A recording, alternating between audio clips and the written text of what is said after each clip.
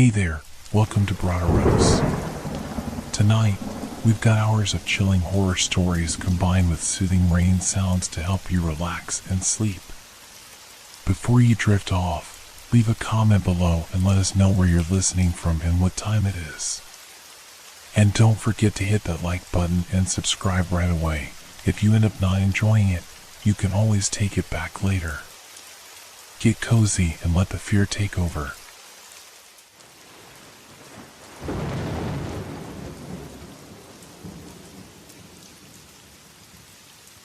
The Forgotten House. It's strange, how quickly we can grow used to the unfamiliar. When we first moved to that house in Ohio, I thought it would be a simple change, a fresh start, a new chapter in our lives. But as I sit here, writing this, I wonder how different my life could have been had we never stepped foot in that place. It wasn't a grand house, at least not by the standards of those glossy real estate magazines. But there was something about it that spoke to us. A quiet, almost comforting charm, despite its age and wear. The moment we saw it, we knew it was the one. The price was right, the location was perfect, and it seemed like the ideal place for us to begin our life together. I should have been excited, but instead, I felt a strange pull in my chest. Something I couldn't quite explain. I remember the first night there vividly. We were unpacking, the smell of cardboard boxes and fresh paint lingering in the air. The house, though, had a peculiar stillness to it, as if it were waiting for something. Waiting for us, maybe. It wasn't until we settled into bed that things started to feel off.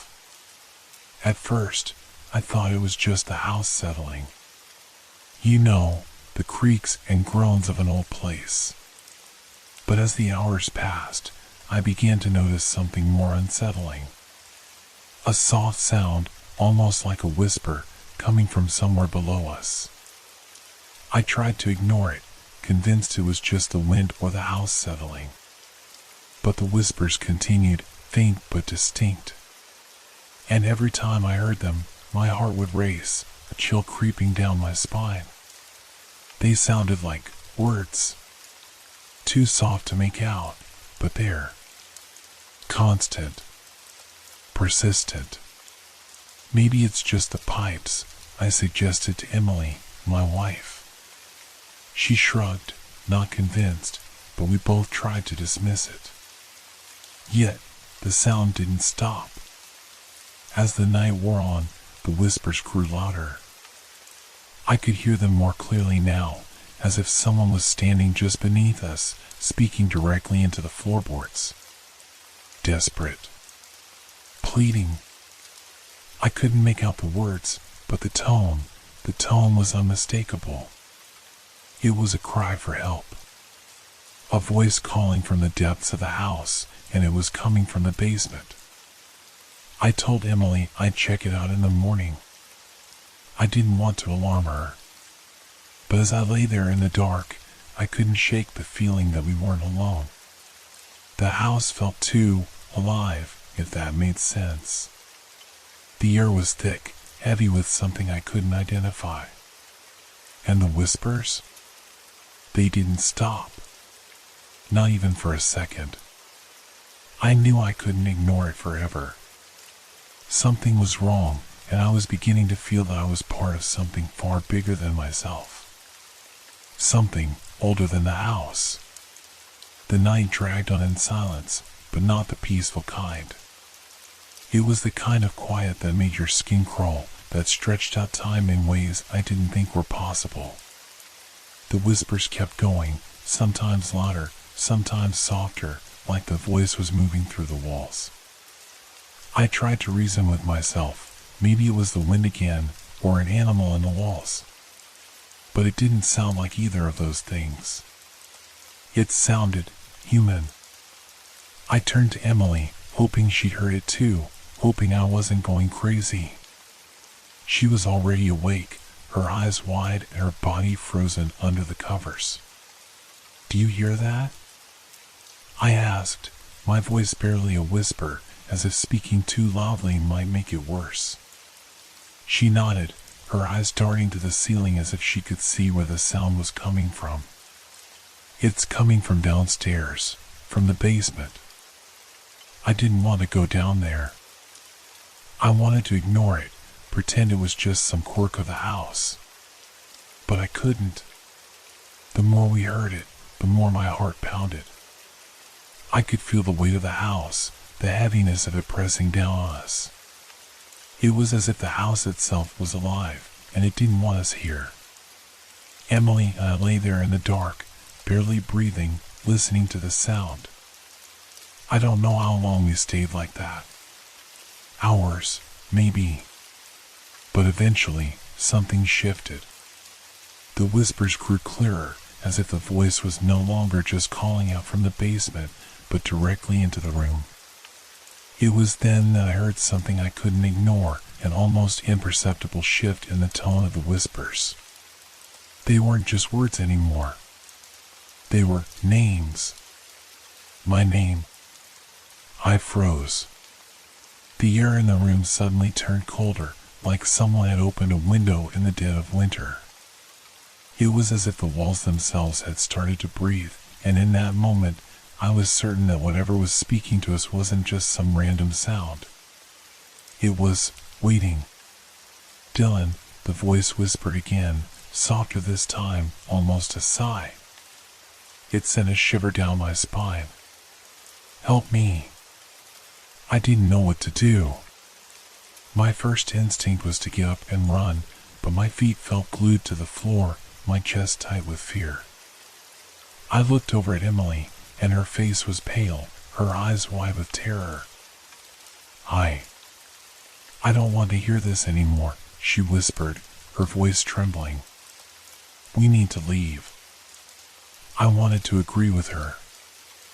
I wanted to pack up and leave right then and there, but something kept me in place. It was like I was drawn to it, like whatever was calling to us was pulling me in, deep into the heart of the house. After what felt like an eternity, the whispers faded, but the air in the room stayed heavy, thick with something I couldn't place. It was as if the house had exhaled, and I was left holding my breath, unsure of what would come next. Emily, too scared to sleep, sat up in bed, clutching the blanket around her like it might shield her from whatever was happening. What if we're not alone here? She asked, her voice breaking as she spoke. What if someone's still here? The thought hit me like a ton of bricks. What if the house wasn't empty? What if someone, or something, was waiting, hiding, watching us? I'll go down tomorrow, I told her, though I didn't feel convinced. I'll check the basement. But right now, we need to sleep. Neither of us slept well that night. The house was silent, but not the kind of silence that comforts you. It was the silence of something lurking just beneath the surface. We both lay there, wide awake, staring at the dark ceiling above, knowing that whatever had been whispering was still there. Still waiting. But in the morning, as I stood at the foot of the stairs leading down to the basement, I hesitated. The house had an odd, almost sickly smell coming from the lower levels, as if something had been rotting for years.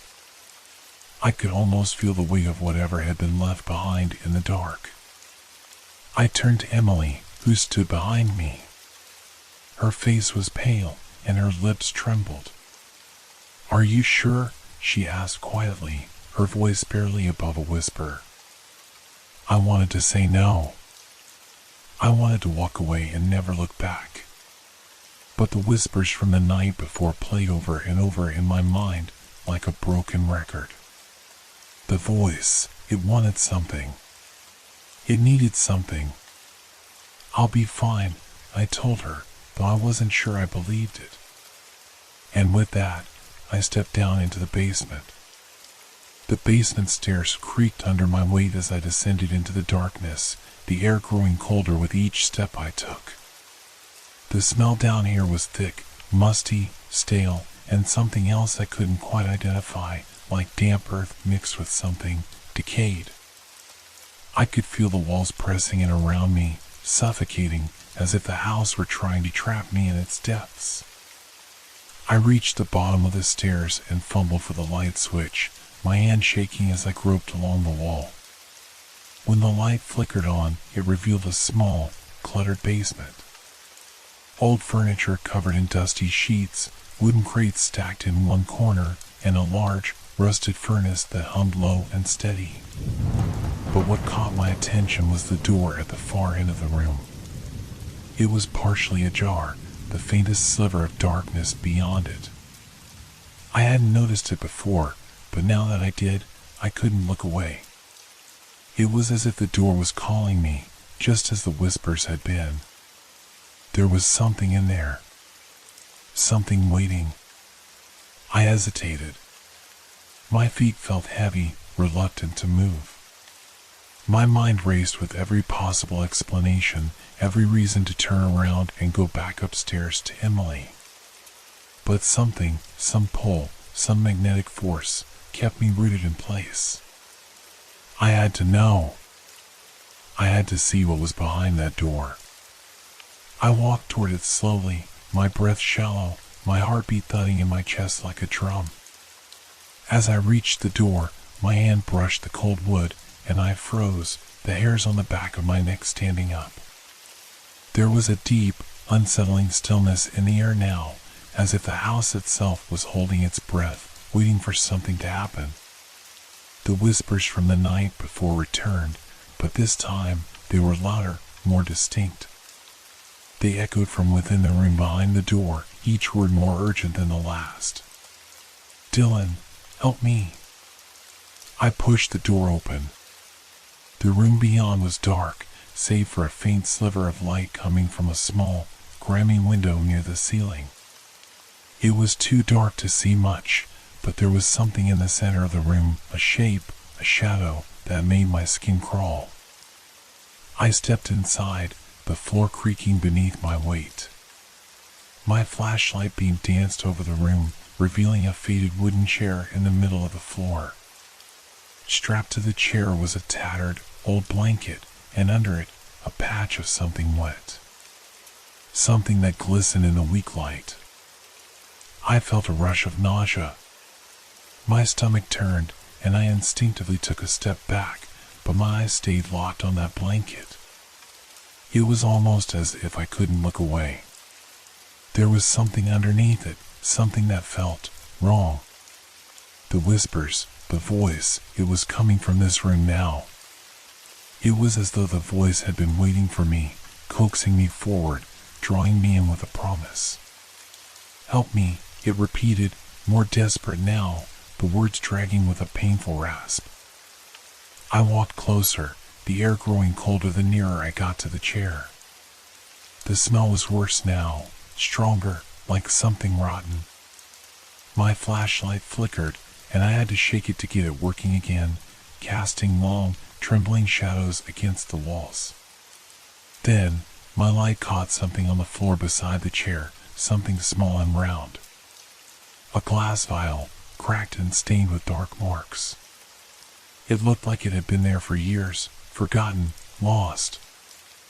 I bent down to examine it, my fingers brushing against the broken glass, and that's when I heard it, louder this time, like a raspy, guttural sigh.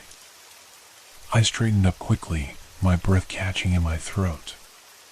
Something shifted in the corner of my vision. My flashlight darted to the far corner of the room where the shadow had moved, and my heart nearly stopped. There was someone standing there. A figure, hunched over and shrouded in darkness. It was barely human, its form twisted and distorted, as if the light itself couldn't quite touch it. For a split second, I thought I saw eyes, hollow, empty sockets staring at me. Then, the figure spoke, its voice not the whisper from before, but something deeper, more menacing. "Leave, before it's too late." I didn't hesitate. My feet moved before I could even think, running back to the stairs, heart pounding in my chest like a drum. My hand shook as I grabbed the railing, almost slipping on the steps as I ascended, the air growing warmer as I left the basement behind.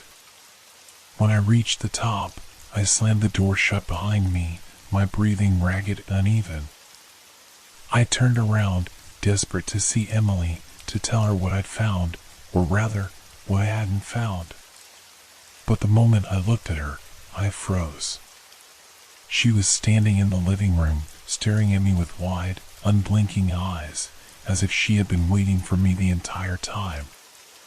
Her lips were slightly parted, her face pale, as though she had seen something I hadn't. I heard it too, she whispered. The voice, it said my name. I couldn't find words. I didn't know what to say. All I could do was stand there, my heart still racing, my thoughts spinning in confusion. The house, it wasn't just haunted. It was alive. And whatever was here, it wasn't done with us yet. The silence that followed felt like an eternity. I stood there, frozen in the doorway, my mind racing with questions I couldn't answer. Emily's wide eyes bore into me, a look of terror etched across her face, and for a moment, I wondered if I was dreaming. But then I saw her, really saw her, her trembling hands clutching the edges of her sweater, her knuckles white from the pressure. She wasn't dreaming. She wasn't imagining things. Whatever was happening in this house was real. I swallowed hard, trying to find the words to explain what I had just seen. The figure, the whispering voice, the thing in the basement. It was all too much. My chest tightened as I stepped further into the room, my pulse still pounding in my ears. I had to make sense of it. I had to tell Emily something, anything, to make it stop. I don't know, I said, my voice shaky. But there's something down there. It's not just a voice, Emily. It's something else. Something we can't explain. She didn't respond right away. Her eyes flickered to the basement door, still ajar behind me, as though she could still hear the whispers echoing from below. The tension between us was palpable, thick, heavy, like the air in the basement itself. Did you see it? She asked quietly, her voice barely above a whisper, as if speaking too loud would somehow make it real. The thing in the basement? I nodded, my throat dry. It was there. It was standing in the corner. I don't know what it was, but it wasn't human. Not really. Emily took a shaky breath, her eyes darting nervously to the door again. I heard it too, Dylan. I heard it calling my name. I felt a cold shiver run down my spine as her words sunk in. It wasn't just me. This thing, this presence, was reaching out to both of us. And it wasn't done. We need to leave. Now, she insisted, her voice desperate, her eyes wide with panic. This house, it's not right. Something's wrong with it. I could feel the pull of her words, the urge to turn around and flee, to pack up everything and never look back. But the fear in my gut told me that it wouldn't be that simple. Whatever this was, it wasn't going to let us leave that easily. We had already been marked. We had already been drawn into it, like insects to a flame. We can't just leave, Emily, I said, my voice firmer now, but my own fear was still gnawing at me. This, whatever it is, it's not just going to let us walk away. It wants something from us. And if we leave, it's not just going to let us go. Emily stared at me, confusion flickering across her face. What do you mean? What do you think it wants? I shook my head, not fully understanding myself. But something deep inside me knew it wasn't just about the house. It wasn't just some unfinished business or some restless spirit. It was more than that. It was something older, something darker, and it had chosen us. I don't know, I whispered, my voice barely audible. But I think we have to figure it out. We need to understand what happened here. Why this house? Why us? Emily didn't speak for a long time. She just stared at the basement door, her gaze distant, as though she were trying to piece together a puzzle she couldn't quite solve. Finally, she turned to me, her face pale, but there was something else in her eyes now, something I hadn't seen before. It was a quiet resolve. A determination to face whatever lay ahead, no matter how terrifying. "All right," she said, her voice steady despite the fear that was still evident in her eyes. "Let's do it. But we do this together. No matter what." I nodded. There was no turning back now. We had crossed some invisible line, and whatever happened next, we were in this together. With a deep breath, I turned toward the basement door. Emily followed closely behind me, her footsteps soft against the wooden floor. The air felt heavier as we approached the stairs. Every step was a reminder of the unease that had been building in me all night. It wasn't just the whispers anymore. It wasn't just the strange feelings in the house. It was the sensation that something was waiting for us, watching us, even now. And it had been waiting a long time. We reached the top of the stairs. The door loomed before us, and I couldn't help but feel that same dread creeping up my spine. But now, it wasn't just fear. It was something darker, something that made me question everything I thought I knew about this house. I reached for the door, hesitating for a moment before pushing it open. The basement stretched out before us, the dim light from above casting long shadows across the room. Everything was just as I had left it. The chair, the broken glass vial, the faint smell of decay, it was all still there. But there was something else now. A feeling. A presence in the room. A weight that I couldn't explain. The air was thick with it. And then I heard it again. A whisper. But this time, it wasn't just words. It was a name. My name. Dylan. The voice came from the shadows, the cold, dead air around us. It sent a jolt of panic through me, and I turned to Emily, my heart racing in my chest. It was here. Whatever it was here. The whisper cut through the room like a blade, sharp and chilling. My heart slammed against my chest, and for a moment, I couldn't move. The voice, my name, whispered so faintly that it might have been the wind, came from the far corner of the room, where the shadows clung to the walls like they were alive. Dylan. I could feel my body tense, every muscle frozen in place. The air in the basement was thick with an oppressive weight, as if the walls were closing in around us. Emily's breath hitched behind me, and I could feel her hand gripping my arm, pulling me back. "I don't want to be here," she whispered, barely audible, her voice trembling.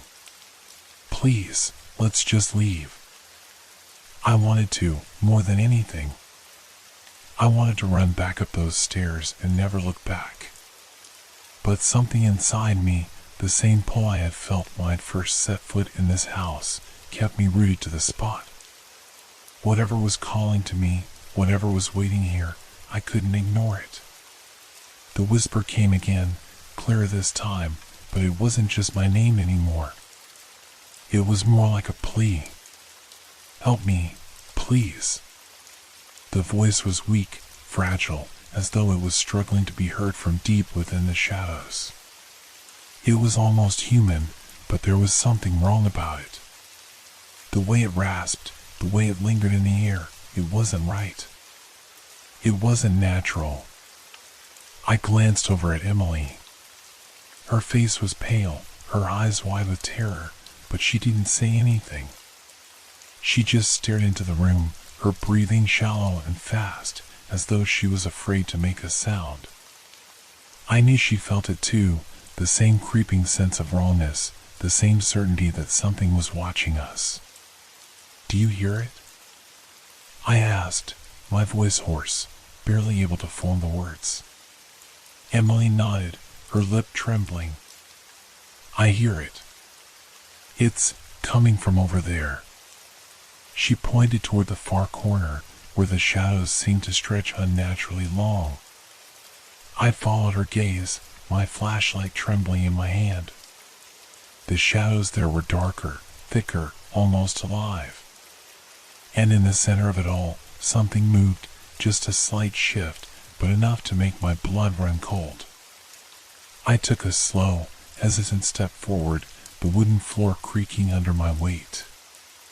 My pulse thundered in my ears, and the temperature in the basement seemed to drop even further, the chill seeping into my bones.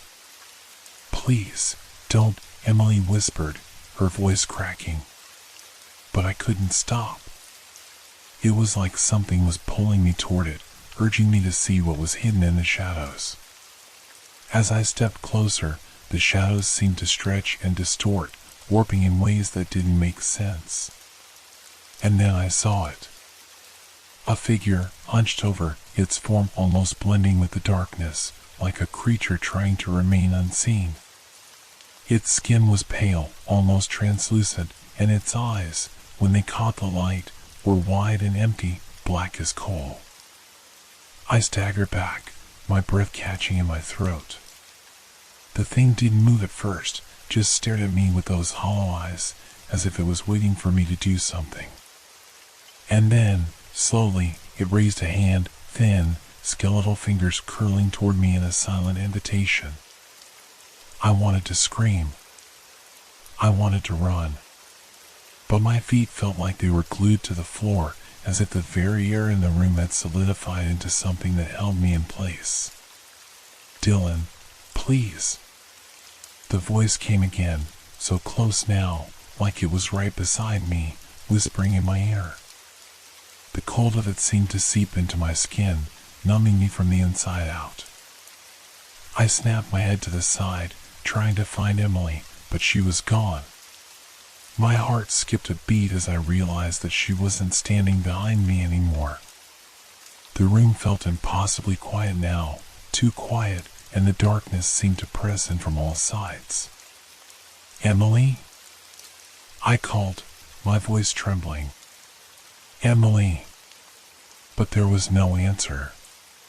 Only the low hum of the furnace in the corner, the soft creak of the floorboards beneath my feet, and the slow, deliberate rasp of the whispers.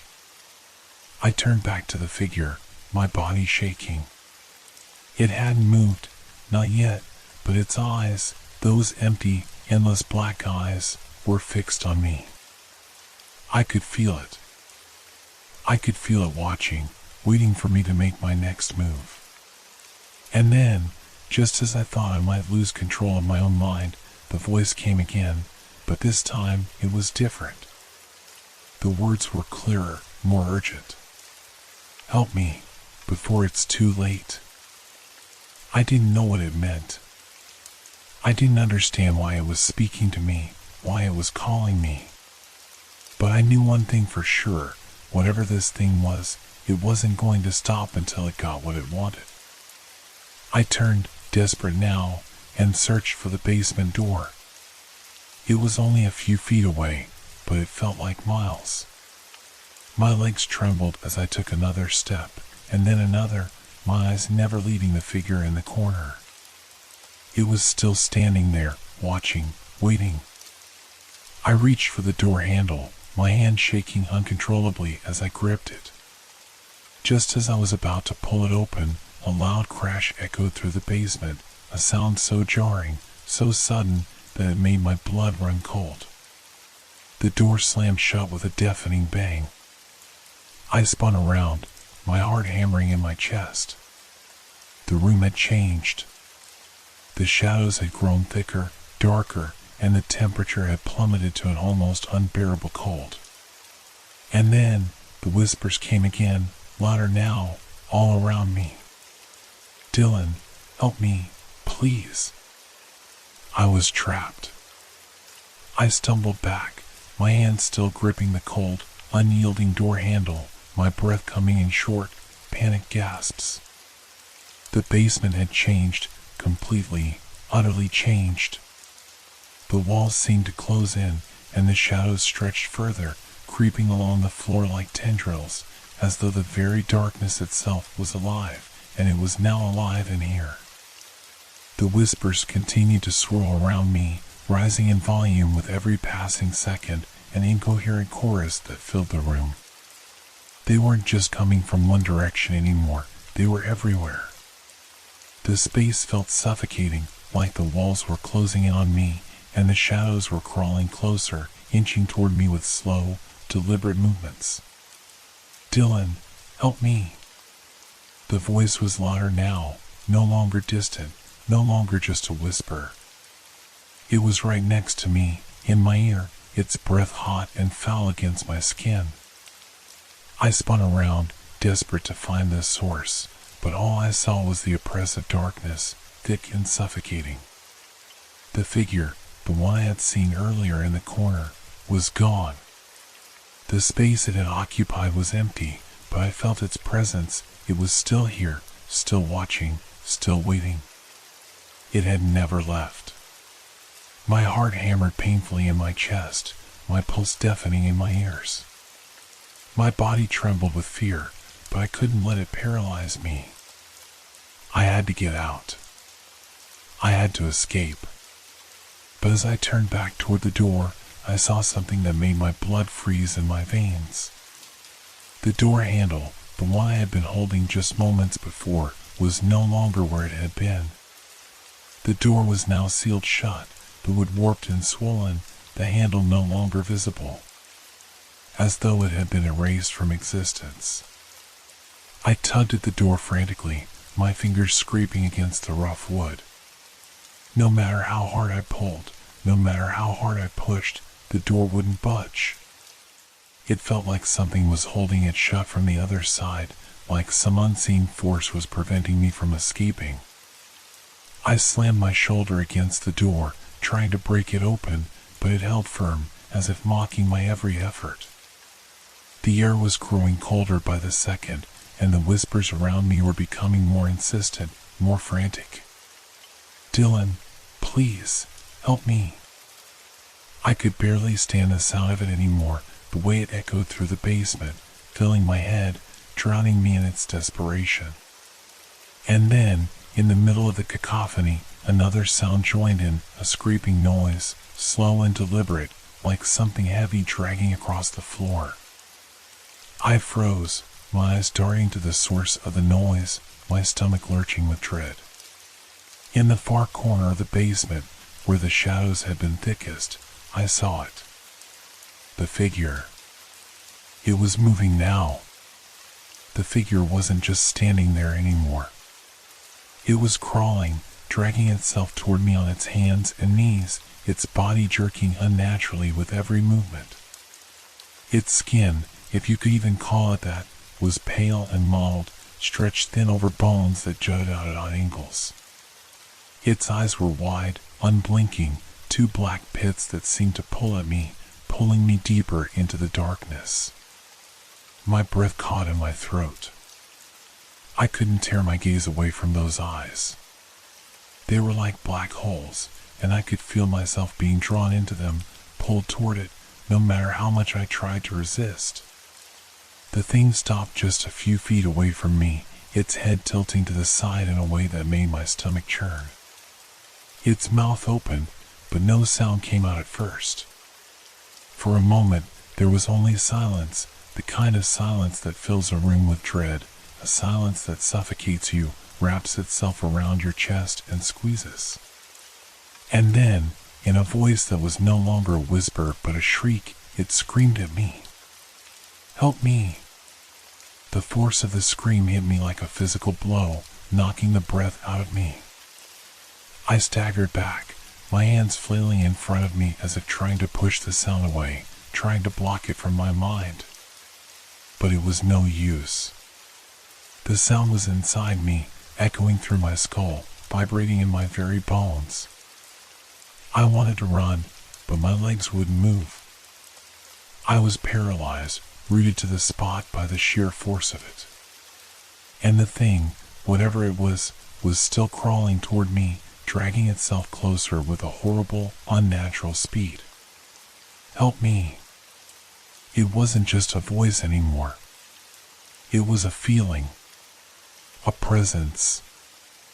I could feel its cold, clammy breath on my skin, the icy fingers of fear closing around my heart, tightening, squeezing until I couldn't breathe. The thing was right in front of me now, so close that I could see the veins running under its translucent skin, could feel the wet, foul air that seemed to radiate from it. In its hollow eyes, I saw something that made my blood run cold. A reflection. My own face, staring back at me with the same empty, lifeless eyes. And then, the figure opened its mouth again. But this time, it wasn't screaming. This time, it whispered, "Help me, before he comes." Before who came? I didn't understand. The fear clawed at my insides, choking me, and I tried to back away, but my legs still wouldn't move. I was frozen in place, staring at that thing, unable to tear my eyes away from the void in its gaze. And then, behind me, I heard something, a faint creaking, like the sound of a door opening. I turned, desperate for any escape, but the basement was empty. The door, the one I had tried so desperately to open, was gone. The walls had shifted, closing in tighter around me, as though the house itself was alive, hungry, and ready to devour me whole. Something in the shadows moved again, and I turned back toward the figure. It was standing now, taller than before, its skeletal form twisting and contorting as it rose to its full height. "Help me," it rasped again, its voice now a low growl, and I felt a sharp, stabbing pain in my chest. It wasn't asking anymore. It was demanding. The pain in my chest was unbearable, like someone was digging their fingers into my ribcage, squeezing the very life out of me. I gasped for breath, my vision blurring at the edges as the world around me seemed to warp and twist. The figure in front of me, it wasn't just a figure anymore. It was a presence. A suffocating, malicious force that seemed to suck the air from the room, leaving nothing but a cold, oppressive stillness in its wake. "Help me." The words were no longer a plea. They were a demand, a command that resonated deep within me, shaking my core. The thing in front of me was taller now, standing fully upright, its spine bending at unnatural angles. Its head hung low, almost touching its chest, but I could still feel those eyes on me, those hollow, black eyes that never blinked, never wavered. It stepped forward. Slowly, methodically, like it had all the time in the world to savor my fear. Each step it took was deliberate, the floor beneath it creaking with every movement, as though the house itself was groaning under its weight. I tried to move, to back away, but my legs refused to obey. My body was frozen in place, trapped in the terror of its gaze. My chest felt tight, my throat constricted as if a vice had been placed around it. It was too close now. Too close. I could hear it breathing, a raspy, with sound that made my skin crawl. It didn't need to get any closer for me to know it was the source of the suffocating pressure that filled the room, the cold that seemed to seep into my very bones. "Please, let me go," I whispered, barely able to get the words out. My voice was shaking, cracking with fear. The thing didn't respond immediately. Instead, it tilted its head to the side, as though it was studying me, contemplating. The silence between us stretched on, thick and suffocating. And then, just when I thought I might collapse from the weight of it all, it spoke again, its voice a low, guttural growl, the words twisted and jagged. He's coming. He's always watching. My breath caught in my throat. Who? I croaked, my voice barely a whisper, drowned out by the sound of my heartbeat thundering in my ears. The figure didn't answer. Instead, it reached out a hand, long, skeletal fingers stretching toward me, moving with a fluidity that seemed unnatural. My body screamed at me to run, to get away, but I couldn't move. My feet felt glued to the floor, my legs frozen with terror. The fingers came closer. I could feel the cold radiating from them, an ice-cold chill that seemed to seep into my very skin, numbing me with every inch it came closer. Help me, before it's too late. The voice was almost pleading now, but there was something darker behind it. Something more insidious. I didn't know what to do. There was no escape. The shadows were closing in, swallowing the room around us. The walls seemed to pulse, as though the house itself was alive, its heartbeat synchronized with my own frantic pulse. And then, I heard it. A sound from behind me, faint, at first, like the creaking of floorboards. But then, the sound grew louder, clearer. It was the unmistakable sound of footsteps, slow, deliberate, heavy footsteps coming from the darkness at the far end of the basement. My heart stopped. The figure in front of me didn't move. Its eyes were still fixed on me, unwavering, but I could sense a change. A shift in the air, something heavier, something worse. It wasn't the figure that made me afraid anymore. It was what was coming. The footsteps grew louder, closer now, and with every step, the temperature in the room dropped another degree. The basement had never felt so cold, so alien. I could see my breath hanging in the air, misting in front of my face. And then, from the shadows at the back of the basement, something emerged. It wasn't human. At least, not in any way I could understand. The creature was tall, too tall, and its limbs were unnaturally long, its skin pale and stretched tight over its bones. It seemed to crawl, dragging its limbs along the ground, its head swiveling in odd, jerking movements like it was struggling to control itself. The air around it shimmered, as if reality itself couldn't fully contain it. There was no sound as it moved, no creak of floorboards, no sound of breath. It was just there, an empty space, a void in the shape of a person, with empty eyes that burned with a cold, endless hunger. I couldn't breathe. My vision blurred, and for a moment, everything felt like it was spinning, like I was being pulled into a whirlpool of darkness. I wanted to scream, to beg for help, but my throat was tight, and my mind was scrambling, trying to make sense of the madness around me. The creature's eyes, those black, hollow pits, locked onto mine. I could feel its gaze digging into me, piercing through my very soul.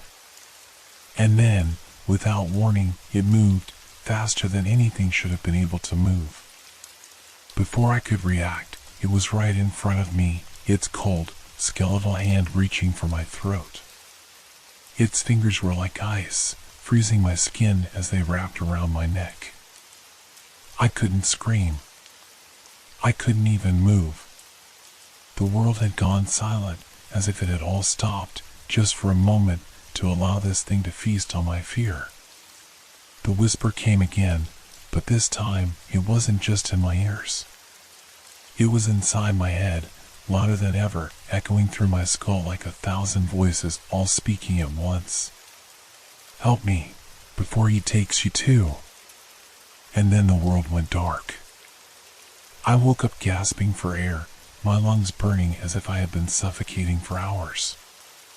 My hands shot to my throat, but there were no marks, no sign of the cold fingers that had wrapped around me just moments before. My heart raced, my body slick with sweat, as though I had been submerged in ice water. But I was no longer in the basement. I was back in the living room, lying on the couch where I had collapsed earlier. The sun was setting outside, casting long, stretched shadows across the floor. For a moment, I thought it was a dream, a horrible, vivid nightmare that I had finally woken up from. But the feeling in my chest, the weight of the terror, the lingering cold that seemed to permeate every inch of my skin, was too real. I sat up quickly, my head spinning. The room was still and quiet. Too quiet. The shadows, which had been long and menacing before, now seemed to be almost waiting, watching. I shivered despite the warmth in the room. My eyes flickered to the hallway leading to the basement door, and in that instant, I knew. I knew the whispers weren't over. They were still there, buried beneath the silence, waiting for me to listen. I stood up, my legs shaky, as if they weren't sure they could hold me. The house creaked around me, every sound amplified in the eerie stillness. I took a hesitant step forward, drawn toward the hallway, as if something was calling me, something I couldn't resist. The door to the basement loomed at the end of the hall, darker than it should have been, a black void against the dim light of the rest of the house. I couldn't explain it, couldn't explain why I felt like it was alive, like it was waiting for me to make my move, to step through it. I took another step, and the floorboards groaned beneath me, as though the house itself was warning me to stop. But I didn't. I couldn't. The whispers were growing louder in my mind, calling me, urging me to come closer. With each step, the air seemed to grow colder, and I could feel the walls closing in, narrowing the space around me until I was standing right in front of the basement door. My hand trembled as I reached for the handle, my skin prickling with a sense of dread. The moment my fingers touched the cold metal, I hesitated. I felt it again, the presence from earlier, the dark, suffocating force that pressed down on me, clinging to my thoughts, wrapping itself around my mind. I jerked the door open, the hinges creaking loudly, and a rush of cold air hit me like a slap in the face. The basement beyond was darker than I remembered, the shadows stretching and curling in unnatural shapes. But the whispers, they were louder now, more insistent. "Help me, please," the voice, desperate and raw, echoed up from the depths of the stairs. Without thinking, I descended into the basement, each step slower than the last, my feet dragging as though they were reluctant to move. I had been here before, but it felt different this time. The darkness seemed thicker, as if it was pressing in from all sides, suffocating me with its weight. The air smelled damp and musty, but there was something else beneath it, something metallic, like blood. The whispers were growing louder. I could hear them more clearly now, each word sharp and distinct, but they weren't coming from one direction. They seemed to be coming from all around me, surrounding me, closing in, like an invisible force that was pulling me deeper into the blackness. "Help me! Help me!" I stopped at the bottom of the stairs, my heart thudding in my chest. The basement stretched out before me, vast and empty. The shadows seemed to shift, moving in ways that didn't make sense, twisting and writhing like they were alive. And then, from the far corner, I saw it. A figure. At first, I thought it was just a trick of the light, a shadow moving in the corner of my vision. But as I stared, it became clearer, taller than it should have been, its features distorted, like something twisted by the darkness. Its face was obscured, but I could feel its gaze. It was watching me, its presence like a cold weight pressing against my chest. The whispers grew louder, more frantic. "Help me, before it comes." I couldn't move. I couldn't speak. It was like I was trapped in some kind of nightmare, unable to wake up. The figure didn't move, but its presence seemed to fill the entire room, its malice radiating out like heat from a fire. And then, just as quickly as it appeared, it was gone. Vanished into the shadows, leaving only the oppressive silence in its wake. The air felt thinner now, harder to breathe. But the whispers, they didn't stop. They were growing in intensity, as if they were speaking directly into my mind, invading my thoughts. I could feel them, clawing at my consciousness, pulling me into the darkness, telling me things I couldn't understand. And then, from behind me, I heard it. The scraping sound. It was slow, deliberate, like something dragging across the floor, getting closer with every passing second. I whipped around, but there was nothing there, only the darkness, stretching out before me. The sound grew louder, the scraping moving faster now, and I could hear something heavy dragging across the floor, something that shouldn't be moving. I couldn't take it anymore. I had to leave. I turned to run, but as I moved toward the stairs, I felt a presence behind me, cold and suffocating. It was there, just out of sight, just beyond the edge of my vision. And then, as I reached the bottom of the stairs, I saw it. The door to the basement, the one I had opened just moments ago, was gone. Vanished. There was no trace of it, just a solid wall of wood where it had been, as though it had never existed. I was trapped. And the whispers, the voices, were louder now. More desperate. Help me, before he takes you too. The figure reappeared in front of me, closer this time, its eyes wide and unblinking. The darkness shifted around it, and the whispers turned into a low, guttural growl. And then it spoke. You shouldn't have come here. I froze, my blood turning to ice at the words. They weren't just a warning, they were a death sentence. I could feel it, the weight of those words pressing into my chest like a boulder. The figure in front of me didn't move, but the air around it seemed to pulse with its presence, as though it were drawing the very life out of the room. I tried to speak, tried to cry out, but my voice was trapped in my throat, choked off by the sheer terror flooding my mind. My body, too, felt paralyzed, like every muscle had turned to stone.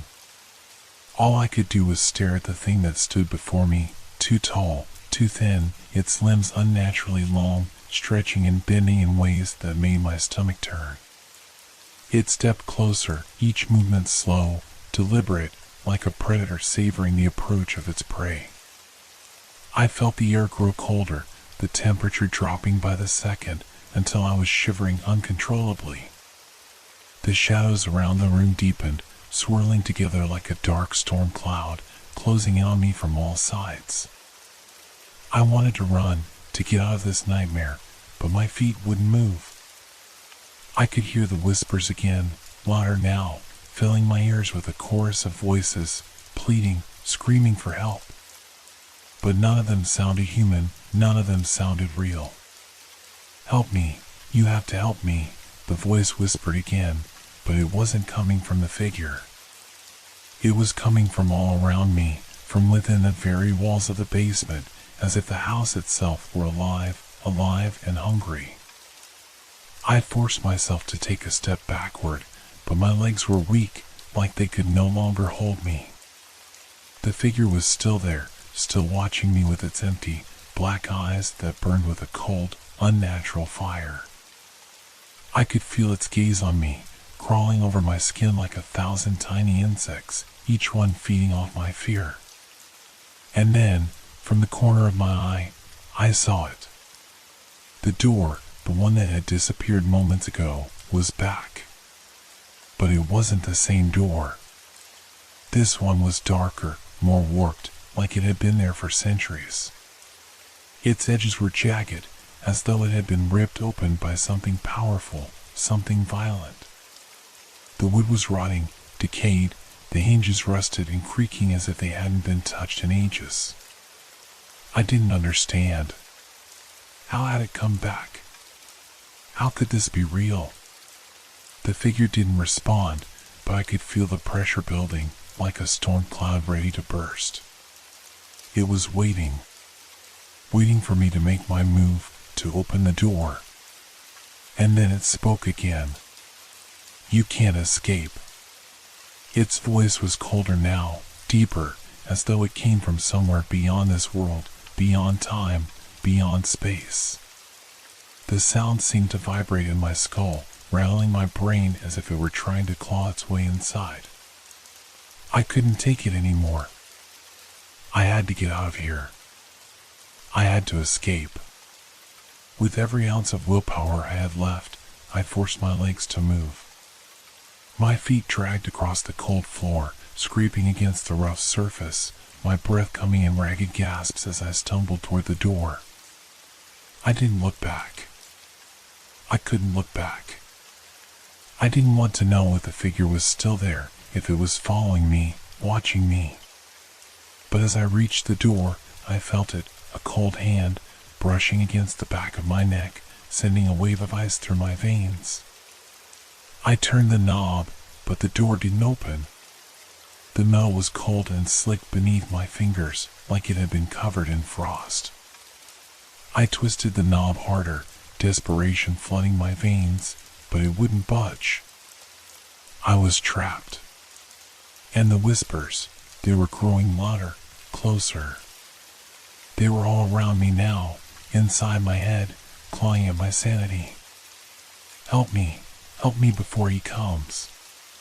The voice was stronger now, clearer, and something else had changed. It wasn't just the sound of pleading. There was something else mixed in, a deep, guttural growl, like an animal, like a beast waiting to strike. The shadows around me seemed to move, swirling together like smoke, growing thicker, darker. I could see shapes now, figures moving in the corners of my vision, too fast for me to fully make out, but I could feel them, feel their presence, feel the coldness they brought with them. And then, in a flash of cold light, I saw it. The figure was right behind me. Its eyes, those empty black pits, were inches from my face. I could feel its breath, cold and rancid, brushing against my skin, and I could see its mouth, a jagged, twisted mess of teeth and bone, opening wide, preparing to devour me whole. It spoke again, its voice a low, raspy whisper. You should have never come here. Now you'll never leave. And with those words, the world seemed to tilt, everything spinning around me, the walls closing in. I reached for the door once more, but it was too late. The darkness enveloped me, swallowing me whole, and the whispers became a deafening roar, a cacophony of voices screaming, begging, and laughing all at once. And then, everything went silent. I don't know how long I stood there, frozen in the dark, unable to move, unable to breathe. It felt like time had stopped, like I was suspended between worlds. The air around me was thick with a suffocating cold that seemed to penetrate my very bones, and yet, it wasn't just cold, it was alive, as though the darkness itself had come to life and was now surrounding me, suffocating me with its presence. I could still hear the whispers, though. They were no longer distant or faint, they were right next to me, surrounding me, clawing at the edges of my mind. They were like 1,000 voices, all talking over each other, speaking in tongues, but all saying the same thing. Help me. You're not alone. Help us, before it's too late. And then, there was a new voice, a deeper, older voice, one that resonated within the very core of my being. You should never have come. Now you belong to him. I felt the pressure growing, closing in around me like a vice. The walls of the basement seemed to pulse with an unnatural rhythm, almost as if the house itself were alive, breathing. I tried to move, to run, but my feet wouldn't respond. My legs were like lead, too heavy to lift, and I could feel my heart pounding in my chest, echoing like thunder in the silence of the room. The figure, the thing that had been standing in front of me, was gone. But I could still feel it, its presence, like a weight on my soul. It was still there, watching me from the shadows. The air grew colder still, and I could feel the hairs on the back of my neck stand on end. I was being hunted. I was being watched. And then, the scraping sound began again. It was slow at first, just a faint, distant noise, like the dragging of something heavy across the floor. But it was growing louder. Closer. I turned my head, but I couldn't see anything, just a blackness, stretching out in all directions, swallowing the light.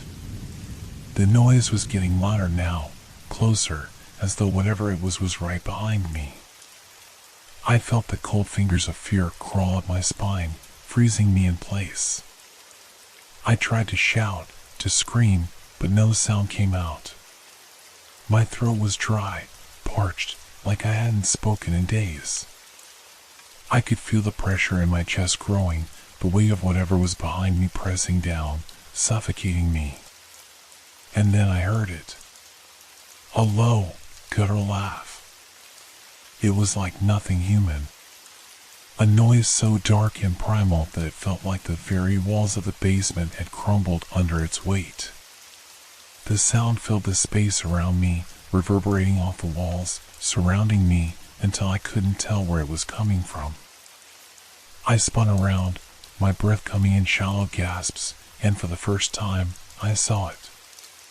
The figure was back, standing in the shadows, but now it was different. It was no longer just a silhouette, it had form, shape.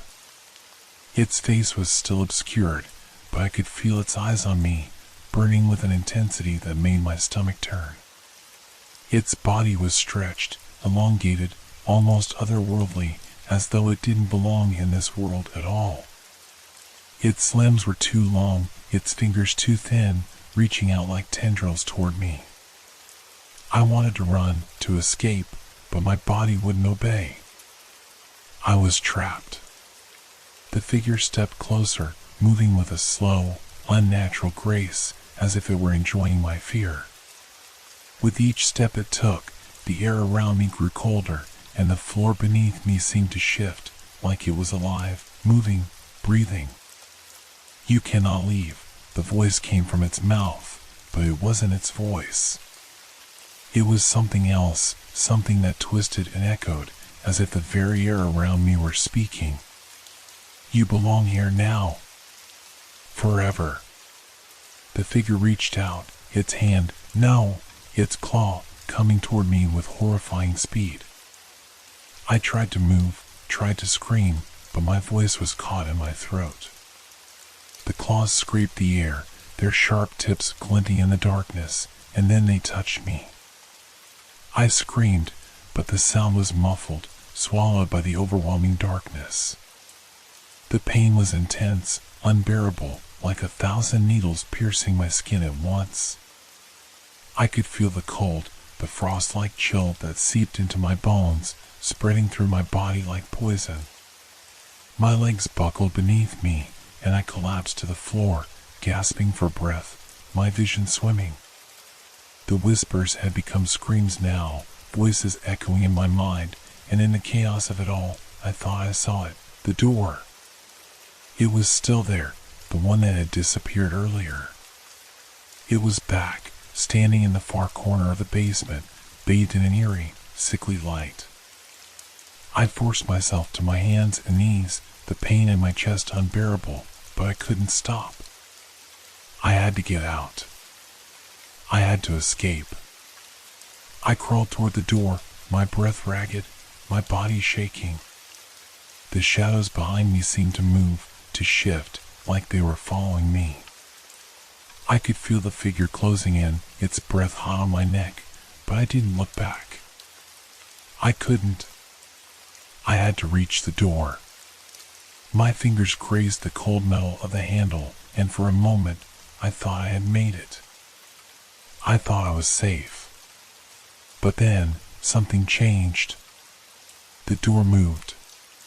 The walls around me creaked, groaned, as though they were alive, as though they were shifting and changing, bending around me, locking me in. I yanked at the handle, but it wouldn't budge. It was stuck, fused to the wall as if the house itself had sealed it shut. The whispers turned into a deafening roar. You should never have come here. You should never have tried to leave. The figure was right behind me now, its cold, inhuman presence pressing against my back. I could feel its breath on my neck, its claws reaching toward me. The darkness around me seemed to close, trapping me in a box of suffocating shadows. I screamed, but there was no one to hear it. The darkness pressed in on me, tightening its grip like a vice. The air was thick, too thick, each breath felt like I was drowning in it. I could feel my pulse in my throat, the rapid beat of my heart thrumming through my entire body, drowning out everything else. The whispers were now so loud they felt like a physical presence, like 1,000 voices screaming inside my skull. Help me. You can't run. You can't hide. He's waiting. The words bled together, twisting into an indistinguishable hum of dread that crawled under my skin, settling into my bones. It was a sound that reverberated, not only in my ears, but deep inside me, gnawing away at the last remnants of my sanity. I could still feel it behind me, the thing, the figure, the one that seemed to exist in the spaces between what was real and what wasn't. Its presence was palpable now, too close. I could almost hear its breath, ragged and cold, skimming the back of my neck. The hairs on my arms stood on end, my body screaming at me to move, to escape. But I was paralyzed. I clawed at the door handle, my fingers trembling, my nails scraping against the cold metal. The handle would not budge. The door seemed to mock me with its immovable resistance, as though the house itself had swallowed the way out, hiding it from my reach. Every part of me screamed to push harder, to fight back, but my muscles refused to obey. I was locked in, trapped in this suffocating nightmare. I turned my head, the movement slow and deliberate, afraid of what I might see. But I couldn't stop myself. I had to know. There it was. The figure was right behind me now, its shape almost too large for the narrow space of the basement. Its limbs were elongated, impossibly long, stretching out like tethers toward me. Its face, if you could even call it a face, was a twisted, distorted mockery of a human's. It had no eyes, no nose, just smooth, featureless skin that seemed to glisten in the dim light. But I could feel its gaze, like an icy weight on my chest, suffocating me. And then it spoke. You cannot escape. Its voice was like the sound of cracking ice, the words hissing from its mouth like a venomous whisper. You belong to him now. The breath caught in my throat, and for a moment, I thought I might faint. My chest was tightening, the walls of the basement pressing in on me, the air thick with the stench of rot and decay. My hands, still gripping the door handle, felt clammy, slick with sweat. I could taste the metallic tang of fear in the back of my throat. And then, a sound. A scrape, low and sickening. Something moving across the floor, slow and deliberate, as though it were coming closer. My heart skipped a beat. I didn't have to look to know what it was. I could feel it, its movement, its presence, inching closer. I dared not turn around again. If I did, I feared I would collapse from sheer terror. The whispers were growing louder, mingling with a low, guttural growl that seemed to come from the very walls themselves. The house was alive with it, resonating with a dark, twisted energy that hummed in the air. And I could feel it now, deep within me, a growing sense of inevitability. "You should have listened," the figure whispered in my ear, its breath cold and rancid, sending a shiver through my spine. "Now it's too late." Its cold fingers, long, pale, and skeletal, brushed against the back of my neck, sending an icy chill through my body, freezing my thoughts, freezing my blood. The touch was like ice, but worse. It was as if the touch itself was draining me, pulling away my warmth, my energy, my will to live. I felt the pressure in my chest again, like a vice, crushing me from all sides. The door, my last hope, seemed to melt away in my mind. It was no longer real, just a distant illusion that had never been meant to be opened. I was trapped. My breath came in shallow gasps, panic rising in my throat as the darkness seemed to grow thicker, pressing against me from all sides. I could barely make out shapes now, shadows moving in the periphery of my vision, just out of reach, but I could feel them. They were there, watching, waiting, just like the figure. And then, in the corner of my eye, I saw something moving. Something small, shifting against the dark, a flicker of light in the sea of black. It was the door. No, it couldn't be. But it was. The door was opening, ever so slowly, its creaking hinges groaning under the weight of whatever force was pulling it open. I could see the faint outline of light spilling through the crack, illuminating the air in front of me with an unnatural glow. It was as if the basement itself were bleeding life into the suffocating dark. The door, the escape. I reached for it with trembling hands, but as soon as I touched the handle, the light vanished. The door slammed shut with a deafening crash, sealing me back inside the suffocating darkness. And the figure was there again, right in front of me, impossibly close, its presence overwhelming every other sense I had left. Its breath was a cold wind, rushing past me with the force of a storm. Its claws, sharp and twisted, reached for me once more, but this time there was no room to escape. I was trapped.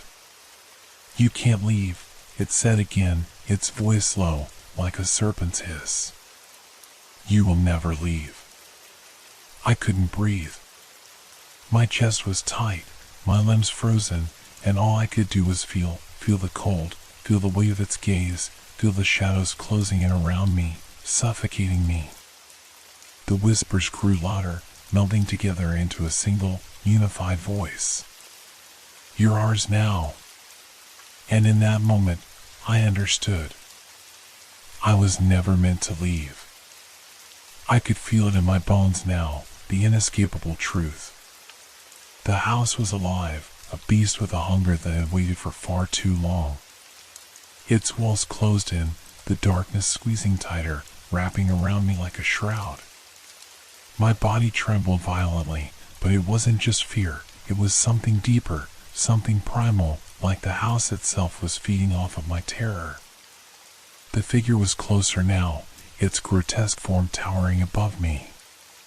Its limbs stretched in all directions, twisting unnaturally as it hovered, a nightmare made flesh. The shadows wrapped around it like a cloak, casting its jagged, distorted features into relief, its eyeless face, smooth and featureless, its body like something stitched together from the broken fragments of forgotten nightmares. It reached for me again, those long fingers extending like claws, and I felt a chill colder than anything I'd ever known. It was not just cold, it was empty, hollow, like an endless void that threatened to consume me entirely. "You can't escape," it whispered, the words curling around me like a poison, seeping into my very soul. "You belong to him now." I wanted to scream, to shout, to fight back, but my body refused to obey. My arms felt heavy, my legs weak. It was as if every inch of me was being dragged into the earth, bound to the shadows. I tried to move, tried to run, but the darkness held me in place, pressing down, suffocating every breath I tried to take. I could hear the whispers, each one becoming louder and more frantic, their voices no longer separate, but melding into a single, unified cry of anguish. They were no longer asking for help, they were demanding it. But what could I do? What could anyone do against this? Help us, help us. We've been waiting for so long. I turned my head, desperate for any kind of escape, but the basement around me was a maze of twisted shadows, the walls shifting and warping at unnatural angles, as though the house itself was breathing, pulsing with malevolent energy. I could still see the door, faintly glowing with an eerie light, but now it seemed farther away, unreachable, as if it were a mirage in a desert. The whispers grew louder, closer. They were everywhere now, filling my head, drowning out everything else. You cannot leave. You must know the truth. The truth? What truth? Was this a warning? A warning from the house? From whatever had been trapped here before me? The figure loomed above me, its shadow swallowing the light, its voice a low, guttural hum that vibrated through the very air. You will learn, you will know. The figure's voice deepened, becoming almost a growl. He is waiting. I wanted to scream, wanted to run, but the words froze in my throat. Every instinct told me to fight back, but there was no escape. The air was thick with a choking fear, and I could feel my mind starting to unravel, the edges of reality blurring. The world around me felt like it was collapsing into itself, into the house, into the darkness, into nothing. And then, the ground beneath me shifted. It wasn't the usual creak of the house settling, it was something more deliberate. A low rumble, a deep, unsettling vibration that made the air hum with a dark energy. I looked down, my eyes wide with terror, and saw the floor beneath me warping, twisting. Cracks appeared, splitting the ground like a great chasm opening up, as though the very foundations of the house were tearing apart. And from those cracks, something else began to emerge. It was subtle at first, just a faint shimmer, a flicker in the darkness. But then, it grew, becoming more solid, more real. Figures, rising from the cracks in the floor like ghosts breaking through the earth, pale and twisted forms emerging from the depths.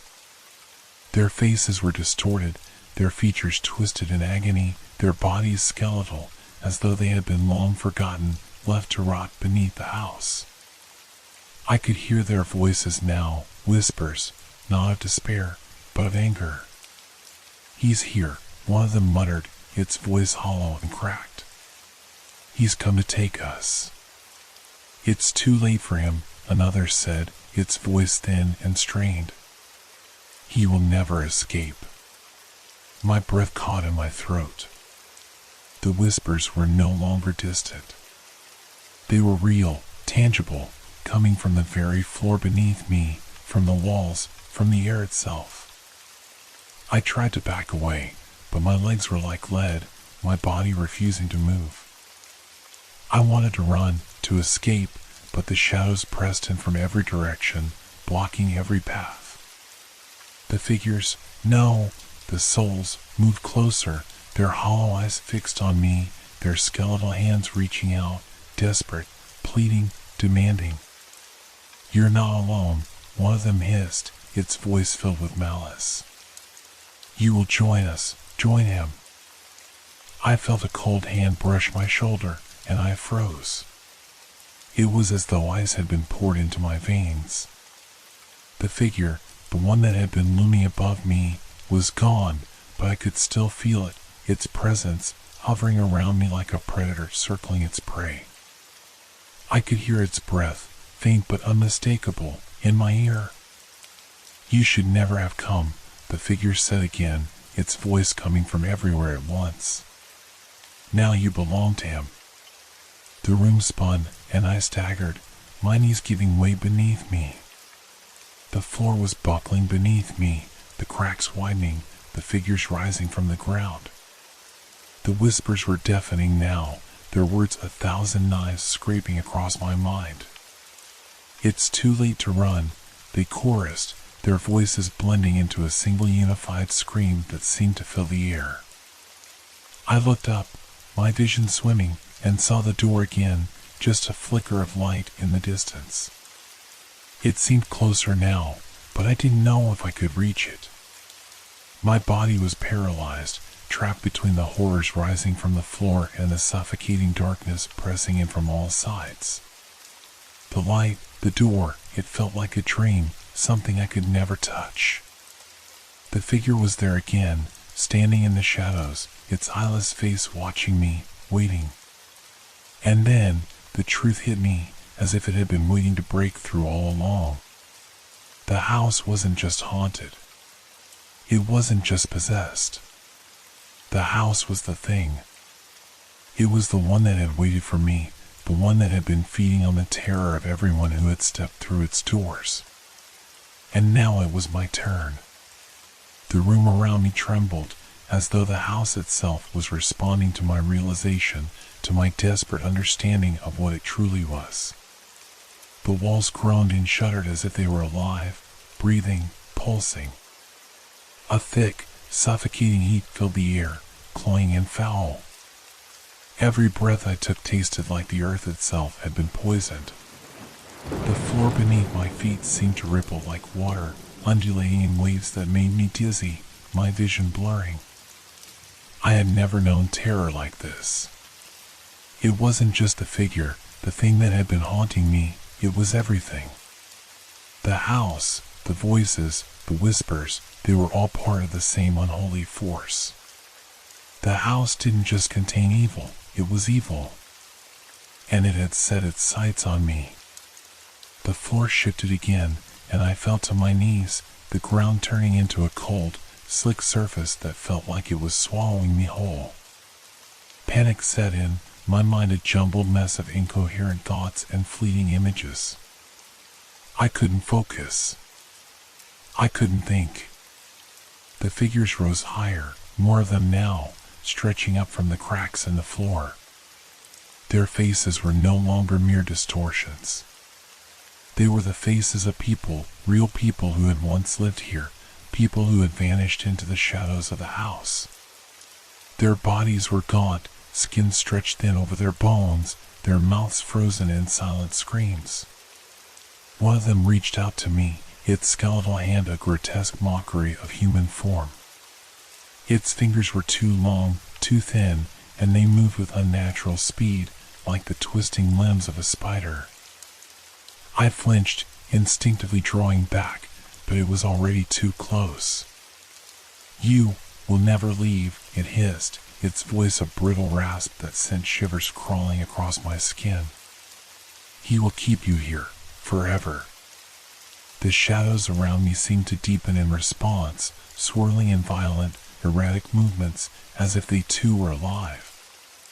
The whispers, those voices, gathered, becoming a chorus of suffocating dread, 1,000 voices all speaking at once, each word more desperate than the last. "Help! Help me! You can't run from the truth. He's watching, always watching. He wants you. He's waiting." My pulse quickened. The whispers weren't just voices, they were thoughts. They were the collective screams of all the lost souls that had been swallowed by the house, their minds preserved in the shadows, trapped within the walls, crying out for release. I could feel them, pressing against me, suffocating me with their presence. The figure stood before me again, its eyeless face staring down at me, empty sockets like the void itself, endless and hollow. It spoke, its voice now a deep, resonating hum that rattled the very bones of the house. "You've been chosen," it said, its voice a distorted mockery of my own thoughts. "He has claimed you, you cannot leave." I wanted to scream, to fight back, to run as far away from this nightmare as I possibly could. But the walls, the house, it would not allow it. The air was thick, pressing in on me, suffocating every movement. I tried to push myself up, but my legs wouldn't move. My body felt heavy, as though the house itself was pulling me down, dragging me back into its depths. "Please," I whispered, though I wasn't sure to whom. Was I begging the house to release me? Or was I begging the voices, these lost souls, for help? It didn't matter. No one was coming to save me. The figure reached out again, its fingers long and spindly, and this time I didn't move. I couldn't. I felt my body go cold, my thoughts slowing, as if my very soul was being drawn into the figure's grasp. I couldn't escape. The house had already claimed me. "You belong to him," the figure whispered again, its voice filling my mind, drowning out everything else. "You'll never leave. You'll never escape." And then, the floor beneath me cracked open completely, a jagged split that yawned wide like a gaping mouth, pulling me in. I felt myself falling into the abyss of the house. The whispers, the voices, the figure, they all surrounded me, closing in, consuming me. I wanted to scream, but the darkness swallowed the sound, leaving me alone in the suffocating silence. But even in the darkness, I could still hear the whispers. They were louder now, closer, rising from the cracks in the floor, from the walls, from the air itself. They had been with me all along, waiting for this moment. "You will know," one of them whispered, its voice cold and cruel. "The truth will set you free." I wanted to scream, to beg for mercy, but no words came. My throat was tight, my chest constricted. The figure was gone now, but I could feel it lingering in the darkness, just out of sight, always watching. And the house, it was alive, feeding off of my fear, waiting for the moment when I would be broken completely. The floor beneath me was softening, warping, as though it were made of something other than wood and stone. The air was thick, pressing in, and I could feel my mind beginning to unravel, the edges of my thoughts fraying like the strands of a broken rope. And then, there was the sound. It was faint at first, just a low rumble, a vibration that seemed to echo through the walls of the house. But it grew louder, until it was all I could hear. The walls seemed to shudder, groaning in protest, as if the house itself was being torn apart from the inside out. The rumble turned into a growl, and the floor beneath me began to shake violently. The walls cracked again, and from those cracks, a cold, bitter wind poured in, slicing through me, freezing my very soul. I looked around, panic rising in my chest, but there was nowhere to go. The house was alive, and it was closing in on me. And then, I understood. It wasn't just the house that had been feeding on me. It was him. The one who had died here. The one whose voice had called to me from the basement. The one who had trapped me in this nightmare, pulling me deeper and deeper into the darkness. I was his now. The wind howled through the cracks, the air chilling to the bone, thick with the smell of rot. The house seemed to groan in agony, the wood and stone straining as if it were alive and suffering. Each breath I took felt like a laborious struggle, the air too dense, filled with the echoes of 1,000 tormented souls. The shadows were everywhere, creeping up the walls, stretching across the floor like dark tendrils seeking to claim me. I could feel them, touching me, brushing against my skin with cold fingers. The whispers were louder now, a constant buzz in my ears, filling every space, every thought. Their voices were distorted, no longer just distant cries for help, but angry, bitter accusations. It was as though the house itself had become the conduit for their rage, feeding off the energy of their torment. "You are his now," one whispered, its voice low and thick with malice. He has claimed you. Another voice followed, colder, sharper. You belong to the darkness. I wanted to scream, to break free from the grip the house had on me, but my body felt heavy, almost weightless, as though it were drifting through space, untethered. My mind was a fog, thoughts slipping like water through my fingers. But one thought remained, a constant pulse, a question that I couldn't shake. Who was he? The figure, the one I had seen before, the one that had whispered to me in the dark. It had to be connected. It was clear now. He was the force behind this house, the one that had died here. And now, his restless spirit had claimed me, drawing me deeper into his web of shadows and despair. I tried to push myself up from the floor, my hands trembling as I reached for something, anything, to hold on to. The air was thick, oppressive, and the ground beneath me seemed to sway with an unnatural rhythm. The house was moving, breathing, alive in a way that was beyond human comprehension. I could feel the weight of the shadows pressing down on me, suffocating me. I had to move. I had to escape. But where was there to go? The door, the exit, was no longer in sight. The house was twisting around me, changing, warping like a living, breathing entity. The floor beneath me rippled like water, shifting and bending, its surface becoming slick and unnatural. A sudden sound cut through the silence, a low, guttural groan that seemed to come from the very walls themselves. The air seemed to grow even colder, and I could hear something, or someone, scratching at the door, faint but unmistakable. My heart thudded painfully in my chest as the sound grew louder, more frantic. No. Not again. I turned, panic rising in my throat, my eyes scanning the room for the source of the noise. But it wasn't the door, it was the walls. They were alive, crawling with something other. The scratching grew louder, more frantic, and the walls began to bulge, distorting and shifting like they were being pulled from the inside out.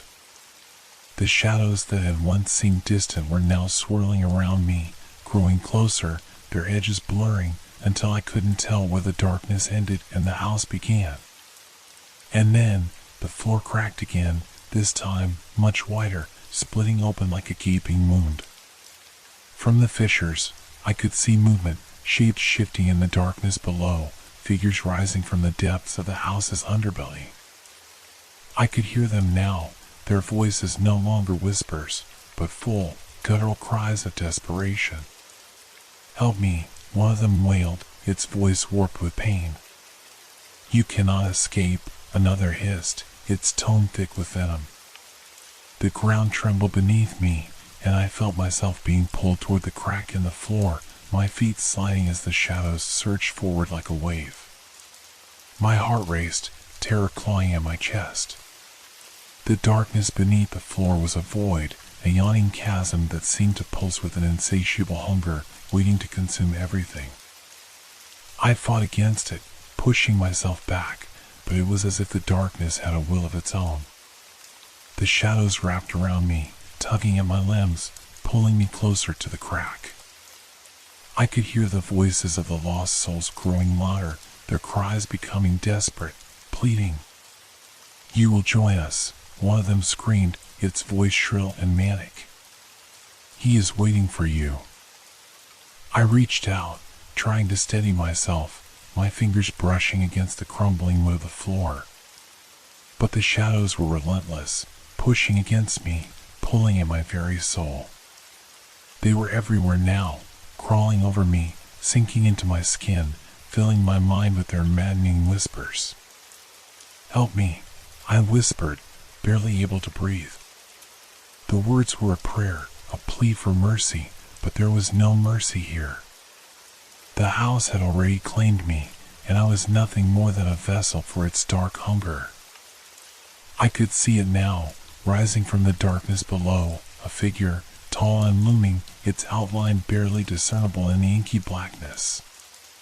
It wasn't the same figure I had seen before, but I knew it was him. The one who had died in this house, the one whose presence had haunted me from the moment I set foot in this place. He was the house. The figure stepped forward, its form flickering in and out of the shadows like a ghostly apparition. It moved with unnatural grace, its limbs bending and twisting in ways that defied logic. Its face, if it could even be called a face, was smooth and featureless, but I could feel its eyes, those empty, hollow sockets, locked onto me, burrowing into my very soul. "You are mine now," it said, its voice deep and resonating like the rumble of distant thunder. "You cannot escape me." The house itself seemed to breathe around me, its walls shifting and groaning in response to his presence.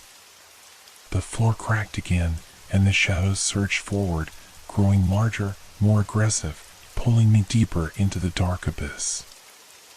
I reached out, my hands trembling, trying to find something solid to hold onto, but the darkness closed in around me, swallowing everything in its path.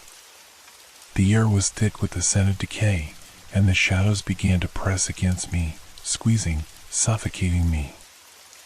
I could feel them slipping beneath my skin, crawling through my veins, taking root in my very being. I was no longer just a victim. I was becoming part of it. The darkness engulfed me completely. It wasn't just the shadows. The very air felt oppressive, a thick, suffocating weight pressing down on me from all sides. I could feel my chest tightening with each breath, each inhalation shallow and painful as if the very atmosphere were trying to strangle me. I wanted to scream, to beg for mercy, but the words never came. My throat was tight, as if invisible hands were squeezing the life out of me, silencing me in the face of my terror. I tried to push myself up, to escape the suffocating grip of the shadows, but every movement felt sluggish and slow, like wading through thick mud. The house, no, the thing that had once been a house, was alive, its pulse matching mine, its breath becoming my breath. I could hear the whispers again. They were no longer distant or fragmented. Now they were a chorus of countless voices, speaking all at once, their words bleeding together into a cacophony of madness. Each voice carried with it a different emotion, anger, despair, longing, and terror, all of them twisting into a single, cohesive wail that seemed to vibrate through my bones. "Help me. You belong to him. You can't leave." The voices were everywhere. It was as though they were inside my mind, in my thoughts, in the very fabric of my being.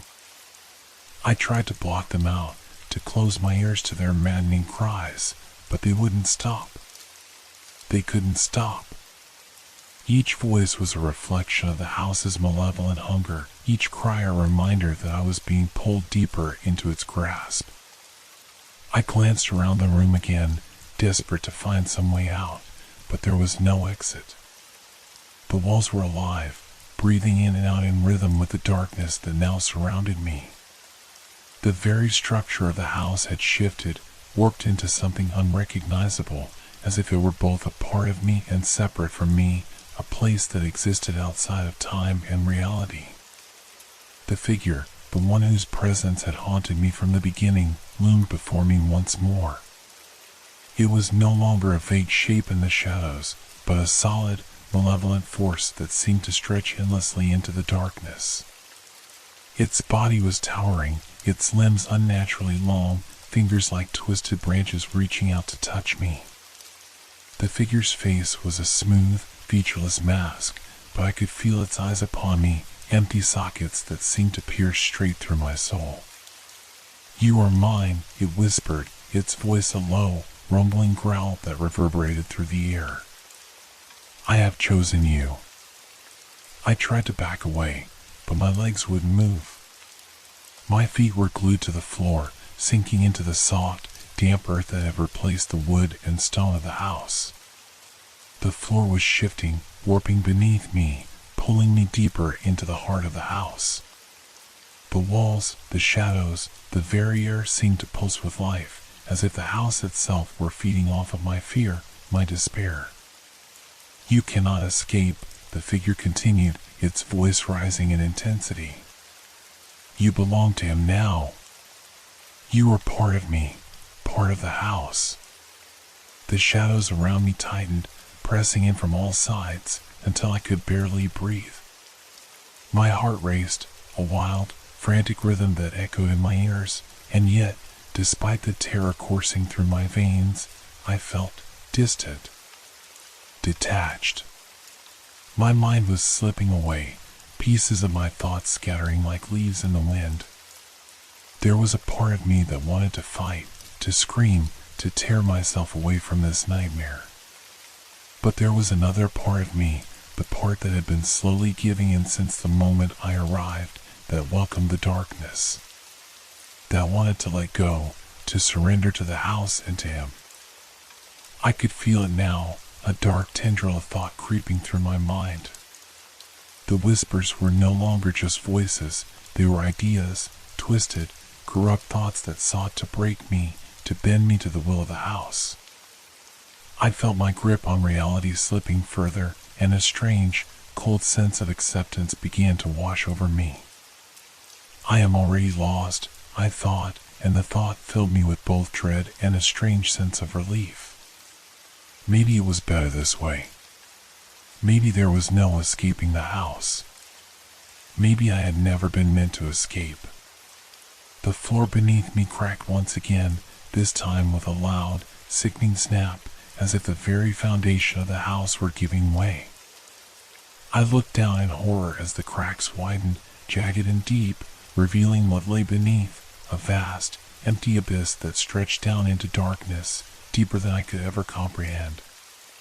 From the depths of the crack, something reached out, a hand, long and twisted, its fingers impossibly long, covered in slick, dark veins. It was the hand of the house, a manifestation of its hunger, its need to consume. The fingers curled toward me, seeking to pull me into the darkness below. I couldn't move. The shadows were holding me down, pressing me into the floor, forcing me to look into the abyss. The hand was closer now, its fingers brushing against my skin, cold as ice, and I could feel the weight of the house pushing against me, urging me to surrender. And then I saw it. From the depths of the darkness, a face emerged, twisted and grotesque, a pale, lifeless visage that seemed to flicker in and out of existence. It was him. The man who had died in this house, the one whose spirit had bound itself to the walls, to the very essence of the place. His eyes were wide, empty sockets staring into mine, and his mouth twisted into a cruel, mocking smile. "You cannot escape," he whispered, his voice a hollow, raspy breath. "You never could."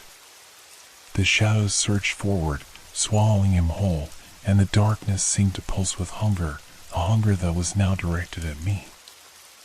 I wanted to scream, to run, to do anything to escape the suffocating grip of the house. But there was nowhere to go. No escape. No salvation. The house had already claimed me. The air around me grew even colder, more oppressive, as if the very atmosphere were draining away what little life I had left. I could feel the walls closing in, the darkness wrapping around me like a suffocating blanket, and yet I could not move. The shadows held me fast, their grip tightening, their cold fingers pressing into my skin, my flesh. Every inch of me seemed to burn with a terrible, unfamiliar pain, as though I were being pulled apart from the inside out. My body refused to respond to my desperate attempts to break free, to run, to scream for help, but there was no help. No one to hear my pleas. The house, this thing, was the only one that existed now. And it wanted me. The crack in the floor had widened even further, the chasm below yawning like an open mouth, waiting to devour me whole. I could feel the pull, a magnetic force drawing me toward it, urging me to step closer, to let go. The shadows beckoned me, their tendrils curling around my ankles, dragging me toward the gaping void. I wanted to fight, to pull myself back, but my body refused. The more I struggled, the more my limbs felt like they were weighted down with cement. The house was playing with me, toying with my fears, twisting my perception of reality until nothing made sense. Was I even still in the same room? The same house? It was all becoming a blur, an endless, disorienting cycle of darkness and whispers. The figure, him, hovered just at the edge of my vision. I couldn't tear my eyes away from him, even as the shadows clawed at me, pulling me closer to the abyss. His face flickered, a mask of pure malevolence, his hollow eyes locked onto mine with an intensity that made my skin crawl. I could hear him, even though his lips didn't move. "You can never leave," he whispered, his voice a deep, guttural rasp that vibrated through my very bones. "This house will never let you go." His words echoed in my mind, each one carving deeper into my psyche, feeding into the ever-growing sense of helplessness that had already begun to take root. The very thought of him, the ghost that haunted this place, was enough to break me. The shadows surged forward again, now crawling up my legs, my arms, and I could feel them slipping beneath my skin. A coldness spread through my body, as though something icy was moving through my veins, freezing me from the inside out. Every breath I took felt sharper, more painful, as if I were inhaling the very darkness that surrounded me. I heard the whispers again. They were louder now, indistinguishable from the thundering roar of my heartbeat. They drowned out everything else, every thought, every sensation, until the only thing that existed was their endless pleading, their unrelenting demand for release. "Help me. You belong to him. He waits for you." I tried to block them out, to force them back, but it was impossible. The voices were inside me now, not just in my ears, but in my thoughts. The house had claimed me, just as it had claimed everyone before me, just as it had claimed him. I couldn't see the figure anymore, but I could feel him, standing just behind me, watching, waiting. The cold presence of him was suffocating, like a weight on my chest, pressing down on me with an unrelenting force. The longer I stayed in this house, the more I felt myself changing. I wasn't just trapped in a house anymore. I was becoming part of it, becoming part of him. The shadows had consumed my feet, crawling up my legs, twisting around my body like a living thing. The more I tried to fight, the more they tightened, squeezing the life out of me. My mind was beginning to slip away, my thoughts scattering like dust in the wind. The more I fought, the more exhausted I became, and the less I cared. Maybe it was better this way. Maybe I was meant to be lost. I could feel something moving beneath me now, something shifting in the darkness, him, once again. His voice was closer, his words a slow, deliberate crawl across my skin. "You will join me, in the dark. You will see what I see. You will hear what I hear. You will become part of me." The air grew colder, and the shadows thickened, swirling faster now, rising up around me, pulling me deeper into their abyss. I could feel my legs going numb, my arms growing heavier as though I were sinking deeper into the earth. The darkness pressed in on all sides, its weight crushing me under its force. I could no longer move, no longer fight. I could feel the cold, icy fingers of the house sliding into my chest, gripping my heart with a terrifying finality. And just as I thought I could no longer breathe, a terrible pressure built in my head, my ears popping with the intensity of it. And then, with one final, violent crack, the house itself seemed to collapse inward. The walls bent and groaned, and for a moment everything felt weightless, as if the house had lost its grip on the ground. I could hear the scraping of wood, the shrill screech of nails ripping free from the beams, but it was all distant, muted. The house was dying. Or rather, it was transforming. The shadows tightened around me again, pressing into my lungs, filling every crevice of my being until I could taste them. I could taste the rot. I could taste the death. And as I inhaled deeply, something shifted. It wasn't just the house that was alive now. I was alive with it, part of it, as if the darkness had taken root inside me, growing, spreading until it filled every inch of my existence. I was no longer just a victim. I was part of the house. Part of him. And when the walls finally gave way, when the floor crumbled beneath me, I fell, not into nothingness, but into the very heart of it. Into the center of the house's hunger. Into the dark. The fall was not what I expected. There was no ground to hit, no sharp sting of impact. Instead, I was suspended in the air for what felt like an eternity, weightless, as though time had lost all meaning. I could no longer tell where I ended and the darkness began. It wrapped around me like 1,000 hands, each touch both cold and burning at once. The darkness was not a void, but something tangible, alive, its presence pressing in on me from all sides, suffocating, consuming. I couldn't scream, couldn't even move. My limbs felt frozen, not from the cold, but from something deeper, something far more terrifying. It was as though I were being reshaped, as though my body was no longer my own. The shadows tangled around my chest, my throat, their tendrils creeping inside, suffusing every breath, every heartbeat. It felt like the house itself was pulling me apart, piece by piece. The whispers were louder now, their voices sharp and piercing. I could hear their cries echoing in my mind, filling every crevice of my thoughts. They were not just words anymore. They were memories, fragments of lives long lost, trapped forever in the twisted bowels of this place. Help me. You belong to him. We are all his. With each cry, I felt something inside me break. It wasn't just fear or pain, it was something deeper, something primal, a loss that stretched back to the very core of who I was. These voices, they weren't just asking for help. They were demanding it. They were demanding my soul. I tried to focus, tried to cling to any shred of my old self, but it was slipping through my fingers like sand. The house wasn't just a structure. It wasn't just a haunted place. It was alive.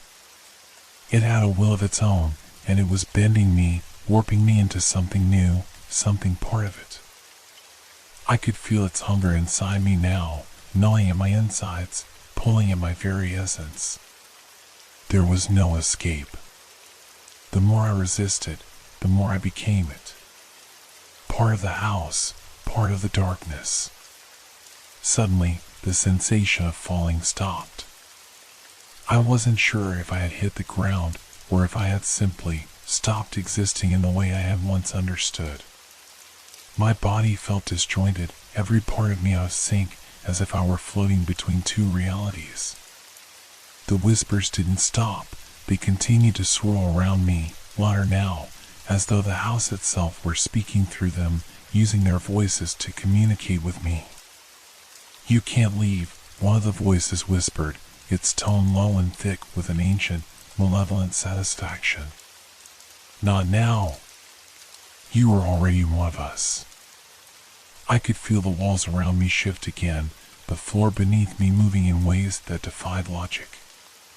The house, no, the thing I had become part of, was changing, twisting into something even more monstrous.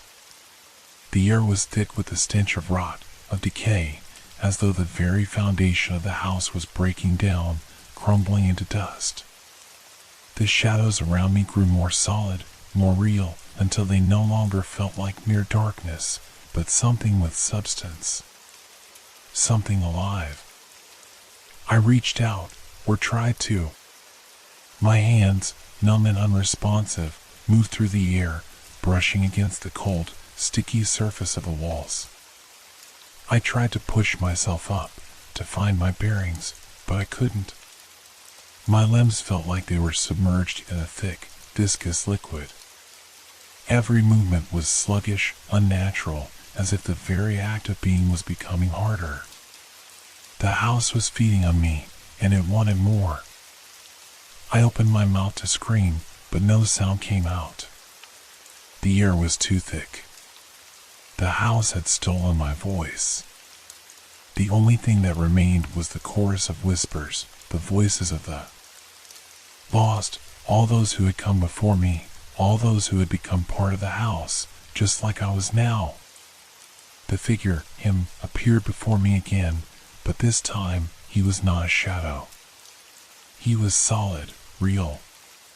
His form was no longer the vague outline of a man, but a creature, twisted and contorted, its body stretching unnaturally, limbs too long, too thin, as though it had been pulled from the very fabric of the house.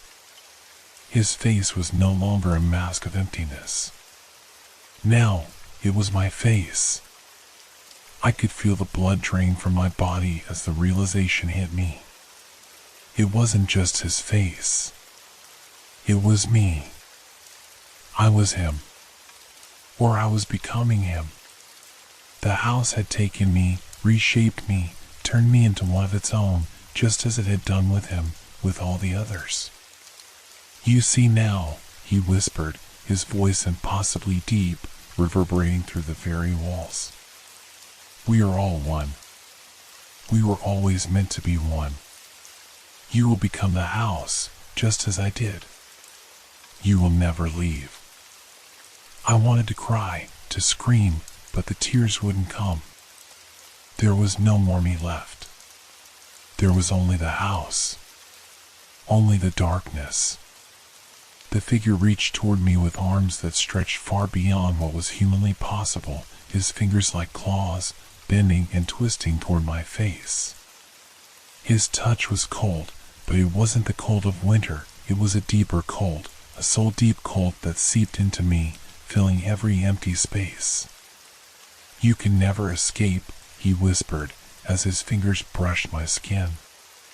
This is your fate now. This is where you belong.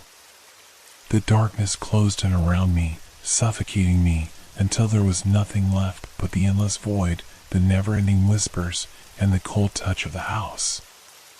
And then, just as I thought I could take no more, the world shifted once again. The air felt thinner, lighter. For a moment, I thought I could breathe. But it was only a fleeting sensation, a cruel illusion before the real truth set in. The house hadn't let me go. It had only pulled me deeper into its depths. The darkness had become me. I had become it. There was no escape. There was only the house. And I was part of it now, as much a part of the shadows as the walls themselves. Time was no longer a concept I could grasp. It felt as if I had been in this place for an eternity, yet every moment seemed to stretch on forever, an endless loop of darkness and whispers. There were no windows here, no clocks, only the oppressive weight of the air, thick with the smell of decay and dust. And the shadows, always the shadows, swirling around me, waiting for me to break, to surrender. I tried to move, to force myself out of this place, but the house was everywhere. It was in my bones, in my blood, in my very soul. I could feel its pulse, its heartbeat, thrumming through me like a drumbeat in the distance, growing louder, more insistent. It was calling to me, pulling at me, urging me to give in. The walls seemed to breathe, expanding and contracting as though the house itself were alive, stretching and shifting around me.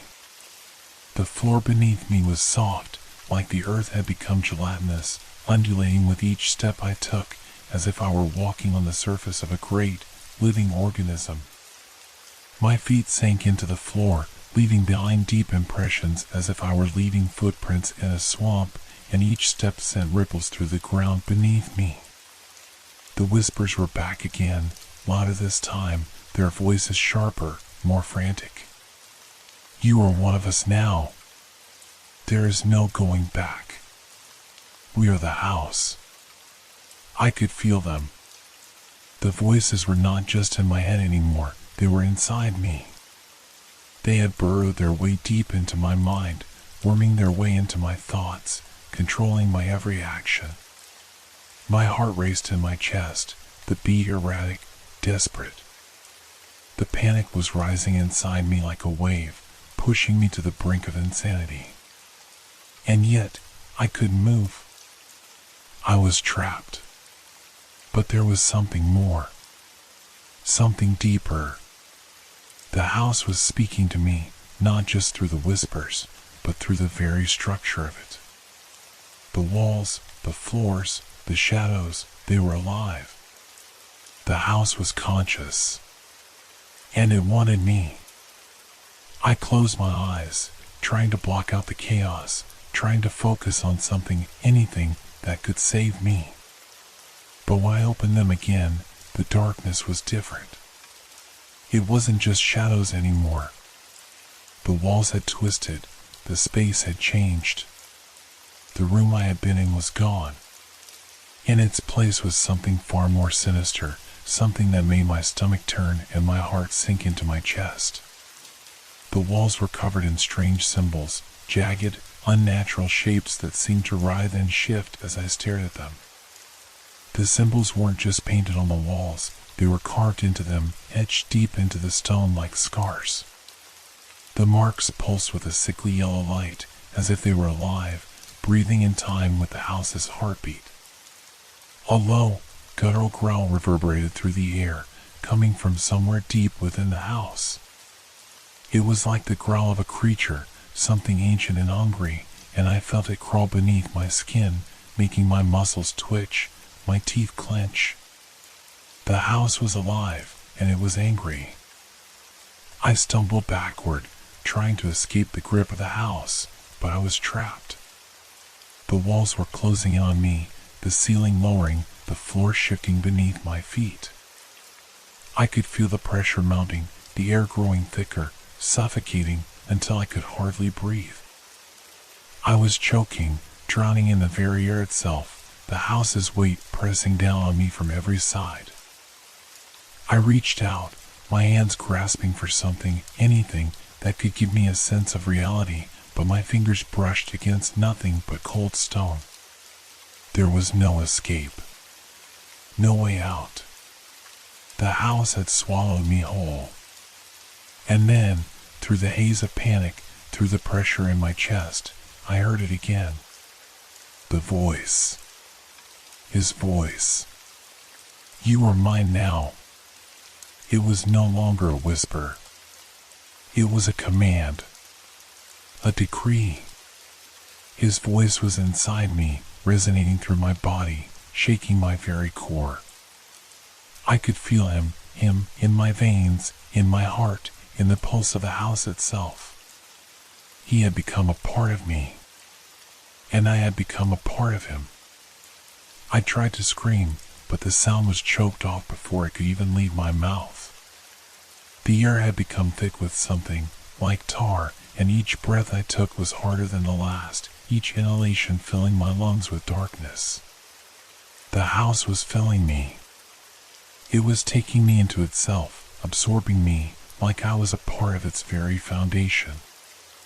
I looked around frantically, trying to find something, anything, to hold on to, but all I saw was darkness. The symbols on the walls were twisting now, moving like serpents, undulating and shifting as though they were alive, their sharp angles gleaming in the sickly light. There was no way out. The shadows had already claimed me. The house had claimed me. And then I heard it. The sound of footsteps. Slow, deliberate, echoing through the oppressive silence. I froze, my heart pounding in my chest. The steps were getting closer, heavy and measured, as if someone or something was walking toward me through the darkness. I couldn't see who or what it was, but I could feel its presence, looming just out of sight, waiting for the right moment to reveal itself. I backed away, my feet sliding against the wet floor, but the footsteps kept coming, growing louder with each passing second, until they were right behind me. I could feel the heat of whoever, or whatever, was approaching, the suffocating heat that burned like fire, pressing into my back, making my skin crawl. And then, in the darkness, I saw it. A shadow, a shape in the distance, moving toward me with a slow, predatory grace. It was too tall, too thin, its limbs stretched and elongated like they didn't belong to a human. The face, it was my face. My own face. I stumbled back, my heart racing, terror flooding every fiber of my being. This wasn't real. This couldn't be real. But as the shape moved closer, I saw the details, the hollow eyes, the cracked lips that moved with a slow, terrible smile. "You are one of us now," it whispered, its voice a twisted mockery of my own. "You will never leave. You belong to the house, forever." The house had won. I wanted to scream, but my mouth was dry, my throat tight, as though it had been sealed shut by the very air around me. Every instinct screamed for me to run, to escape, but I couldn't move. The floor beneath me felt like quicksand. Each step I tried to take felt more like sinking than walking. The weight of the darkness, of the house itself, was pressing against me, holding me in place, trapping me in its suffocating grip. The figure, my own face twisted and distorted in ways I couldn't fully comprehend, moved closer. Its movements were unnaturally smooth, gliding through the air like a predator closing in on its prey. My reflection, or was it me? It didn't matter anymore. The lines between who I was and what I was becoming were blurring, merging into something that no longer resembled the person I used to be. I was becoming part of the house, just another lost soul in its endless labyrinth of shadows. The thing that was once me stopped just inches away, its hollow eyes staring into mine. The smile on its face was wide, far too wide, stretching across its face like a cruel, sickening grin. There was no warmth in that smile, no trace of humanity left. It was as if the face had been carved into place, a mask that no longer fit, leaving only the cold, jagged edges of what had once been real. "You can't run from what you are," it whispered, its voice a low, guttural rasp echoing through my mind. "You are part of the house now. There is nowhere else to go. Nowhere but here, forever." I tried to back away, but my feet wouldn't move. It felt like something was holding me down, something much stronger than any force of gravity. It was as if the floor had become one with my body, locking me in place, binding me to this cursed spot in the house. I could feel the air thickening, swirling around me like a vortex, its pressure pushing me closer to the floor. The whispers were everywhere now, swirling in my ears, inside my skull. They were no longer just distant voices. They were mine, my own thoughts, my own fears, echoing and repeating in my mind. The house wasn't just manipulating me. It was rewriting me. It was taking everything I had, everything I was, and reshaping it into something else. "You belong to him now," the figure hissed, its voice dropping to a whisper. "You are part of the darkness. You are one of us." I felt a cold chill run through my veins, deeper than any physical cold I had ever felt. It wasn't just the house that was alive, it was alive through me. It was in my blood, in my soul, feeding off my fear, my confusion, my horror. It wanted me to become like it. To forget everything, everyone I had been. To become one of its endless, tormented whispers. The more I resisted, the more I tried to break free, the stronger its grip became. My mind, once my own, was no longer mine to command. I could feel the house rewriting my thoughts, bending them, shaping them into something that would fit its mold. The memories of my life, of who I had been, were slipping through my fingers like water, replaced by images of him, of the creature that was now a reflection of me. And the whispers, they were no longer words. They were feelings, emotions that wrapped around my heart, squeezing, pulling, twisting. "You will never leave," the figure said, its voice growing louder now, its breath hot against my ear. "This is your home. This is your fate. You are here. Forever." The walls around me seemed to pulse in time with the beating of my heart, and I realized the house was my heart. It was beating, alive with a hunger that had never been sated. The walls, the shadows, the very air I breathed were all extensions of this insatiable force. It wanted me. It wanted my soul. It wanted my fear. My legs felt weak, my body trembling, but I managed to turn my head, desperate for some sign of hope. Anything. A way out. But all I saw was the endless expanse of the house, stretching beyond what I could comprehend. The doors that had once promised escape now loomed like gaping mouths, waiting to swallow me whole. The sound of footsteps echoed from somewhere deeper in the house, the hollow clack of shoes on the wooden floors growing louder with every passing second. I could feel my heart race, my chest tightening with every step. They were coming. He was coming. The one who had died here. The one who was now a part of the house, just like me. The footsteps stopped. A soft, unnerving silence filled the space, thick and oppressive. I strained my ears, trying to hear anything, but the house was silent, holding its breath, waiting. I couldn't move. I couldn't even blink. My body was frozen in place, my mind slipping further away from me with each passing second. And then, the air shifted. It thickened again, but this time it wasn't just suffocating. It was heavy, filled with a presence that I couldn't explain. It was him. He was here, in the room with me. I could feel it in every fiber of my being, the overwhelming weight of his presence pressing against me. The figure in front of me, my twisted reflection, turned toward the door, its expression unreadable, but its movement stiff and deliberate. It began to walk toward it, and I, helpless, could do nothing but watch.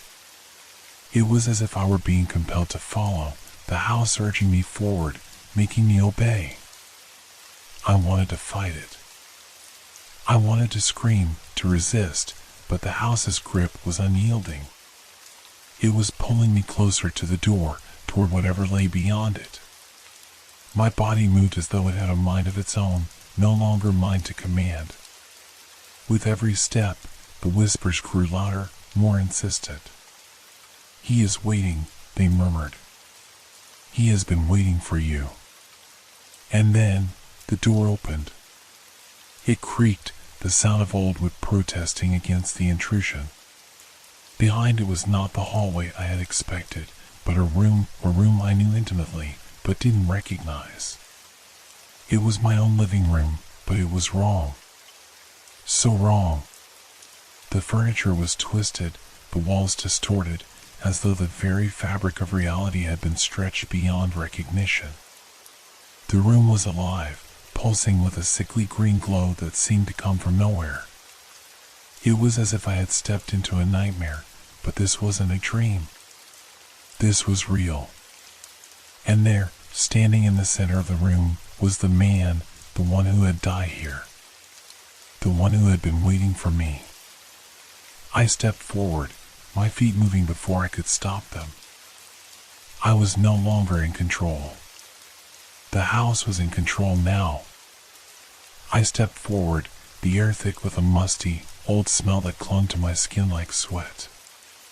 Every movement, every breath I took felt slower, deliberate, as if the house itself was controlling the rhythm of my body. The room before me twisted and writhed, a distorted mockery of the place I once called home. The furniture was wrong, slanted, crooked, as though it had been stretched and pulled beyond recognition. The walls were pulsating with a sickly green glow, casting eerie shadows that danced and curled as if the room itself were alive. I wanted to scream. I wanted to fight back. But my legs were like lead, rooted to the floor. I couldn't turn away. I couldn't move. The door had closed behind me with a soft click, and now I was trapped, encased in this nightmare that had taken on the form of my own reality. But it wasn't my reality anymore. It was his.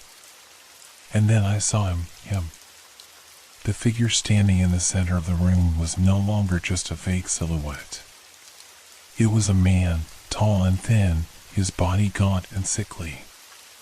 His skin was pale, stretched tight over his bones, and his face was covered in a thin layer of grime, as though it had been untouched by time, yet his eyes were anything but timeless. They were filled with a dark, bottomless void, as if they had seen things that no living soul should ever witness. He was wearing a faded, tattered suit, the fabric hanging off him like a loose shell.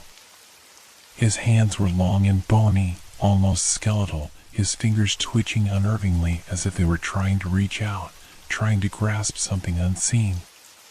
His mouth was twisted into a thin, sharp smile, but it was not the smile of a man. It was the grin of something far darker. A thing that had long since crossed the line between the living and the dead. And yet, there was a sense of recognition in his eyes.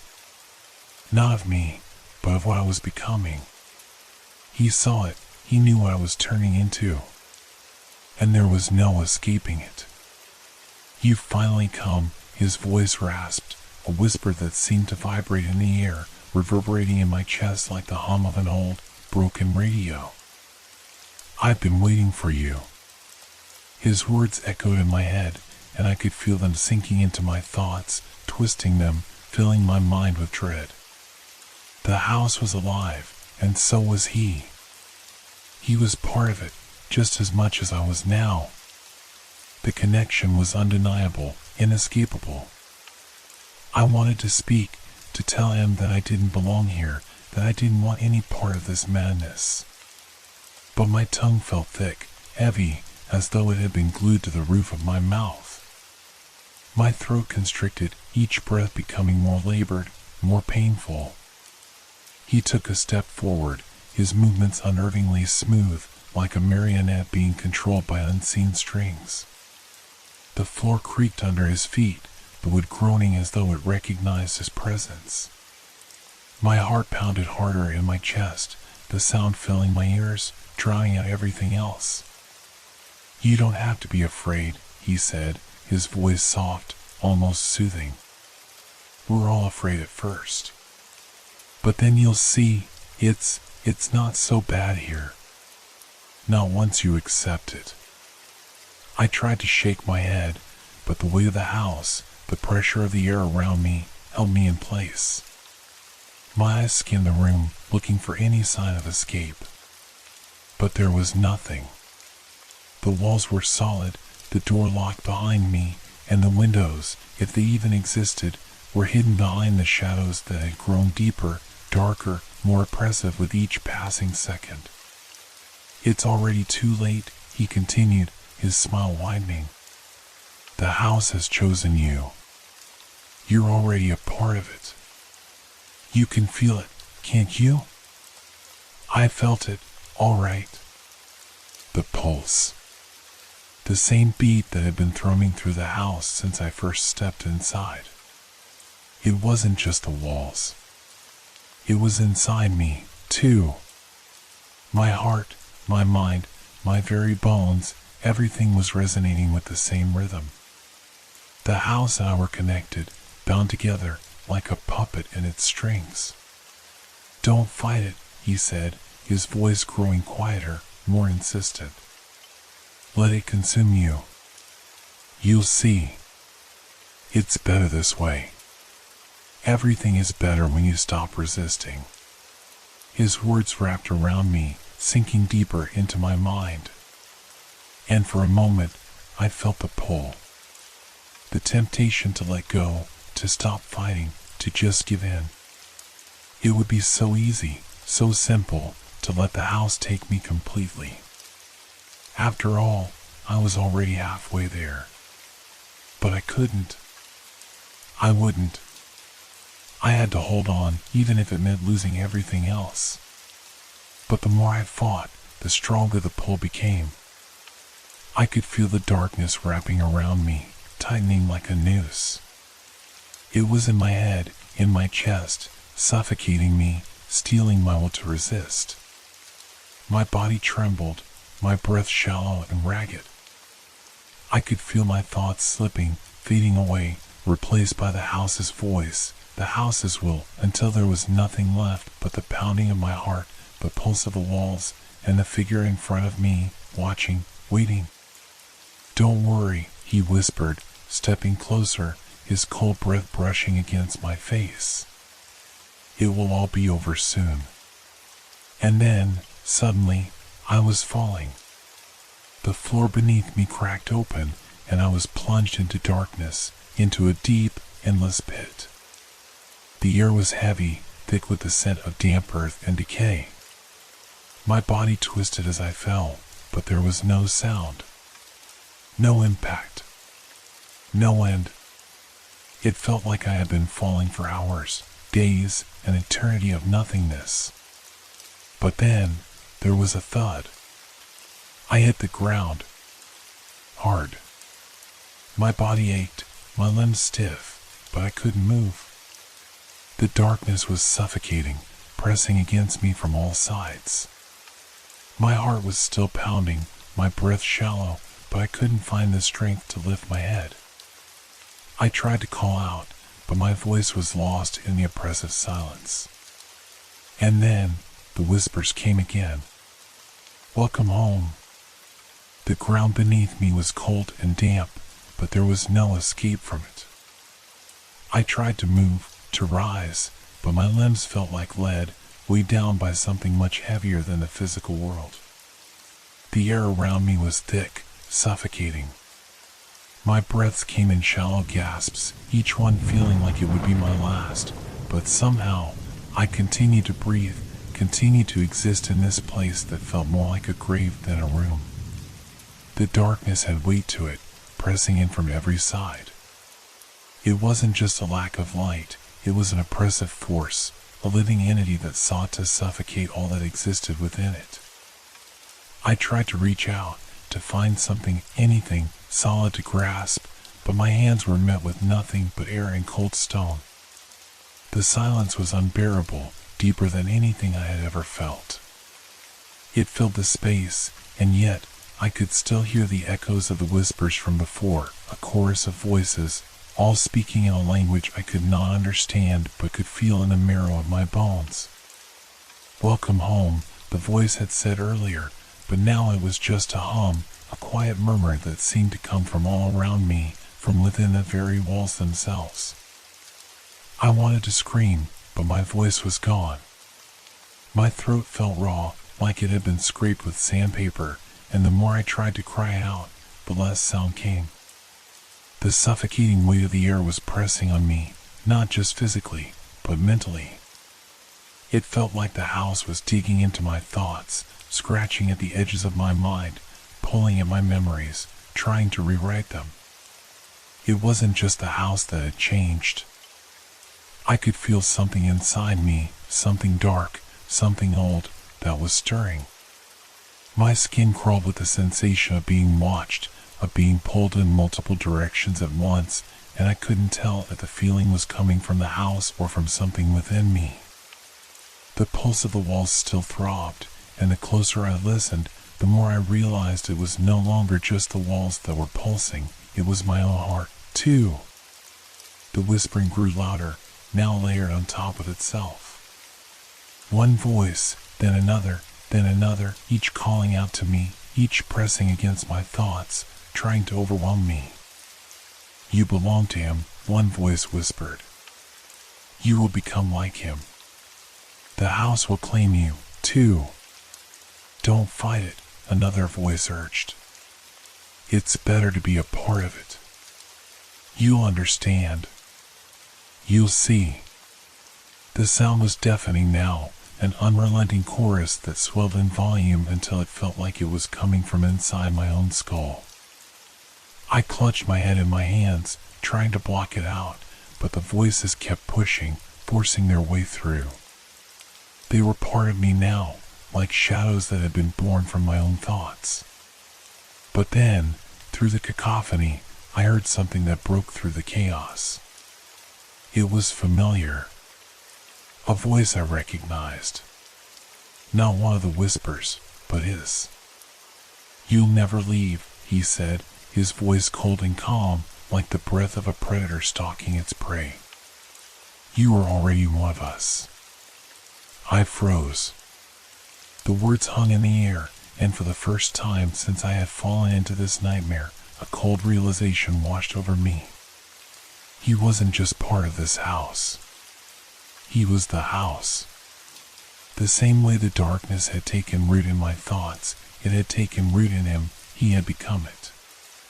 He had died here, yes, but in doing so, he had crossed a threshold, bound to the house in a way that no living person could ever understand. The figure in the room before me had been him. And now, I was becoming him. I was becoming a part of this place. My body, my soul, everything that was once mine, was being rewritten by the same force that had twisted him, and it was only a matter of time before I, too, would lose myself entirely. I tried to fight it.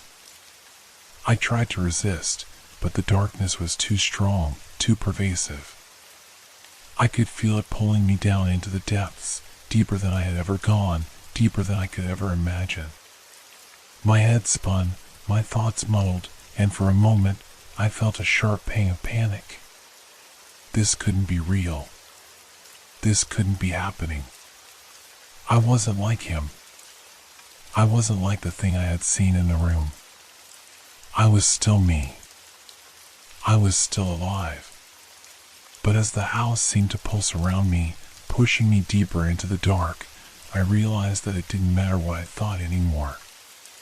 The house had already claimed me. There was no going back. The walls around me groaned again, low and guttural, and I felt the floor shift beneath me, as if the house itself was moving. And then, I saw it. A door. At first, I thought it was an illusion, just another part of the house's endless tricks. But then it opened, revealing a narrow corridor bathed in an unsettling red light. The whispers in my head grew louder, urging me forward. There was no choice.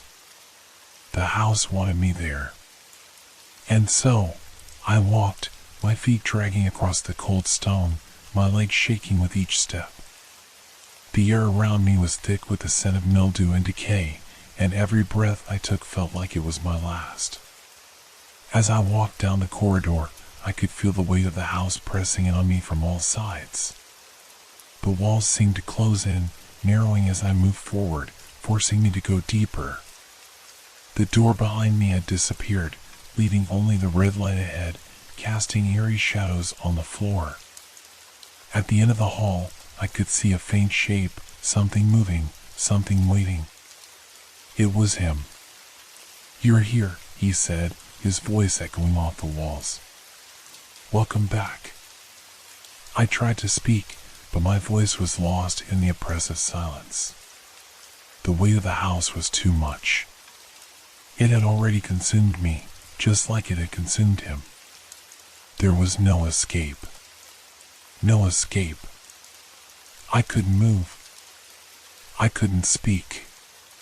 The air around me felt like it had thickened, pulling me into the depths of the house, where nothing was real anymore. All that existed now was the oppressive red glow that bathed the corridor, casting long, jagged shadows that twisted and writhed as if they were alive. The figure at the end of the hall was no longer just an outline. It had substance now, form, and in its hollow eyes, I could see something worse than death. I could see the twisted reflection of my own future. His grin widened, the smile stretching across his face like a grotesque mask. The words that left his lips were soft, like a lullaby, but the way they scraped against my soul made my skin crawl. "It's time," he said, his voice slow and deliberate. "It's time for you to understand."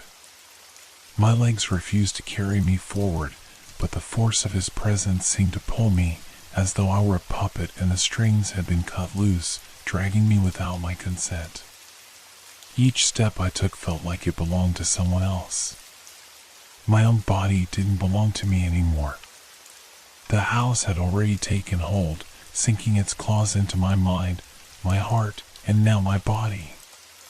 "You're just like me," his voice echoed in my mind, louder now, drowning out everything else. "We are one now. The house is our soul, our body, and our prison." I wanted to scream, to push against the pull, but the words were locked inside me. I could feel my heart thundering in my chest, each beat reminding me of what I was becoming. The same thing that had once lived here. The same thing that was now laughing in front of me.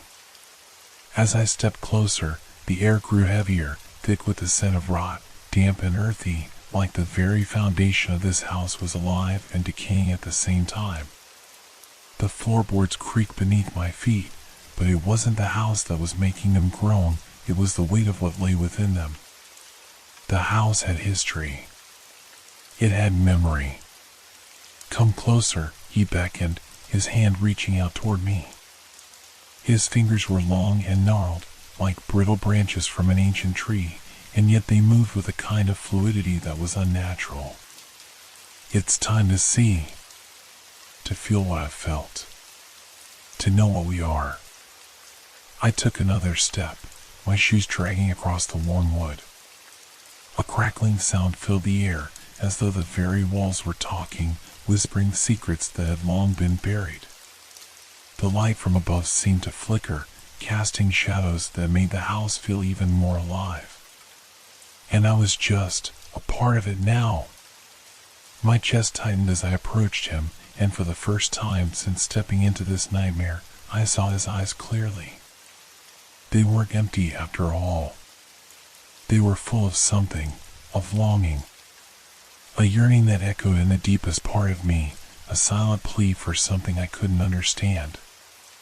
It was as though he was trying to share his pain, his fate, with me, to make me feel it.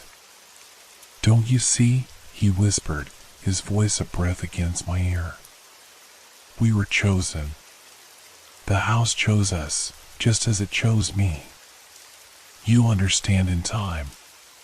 You'll feel the same way." I closed my eyes, trying to block out his voice, the pressure in my skull growing unbearable. My hands trembled at my sides, and I felt a cold, sticky sweat coat my skin.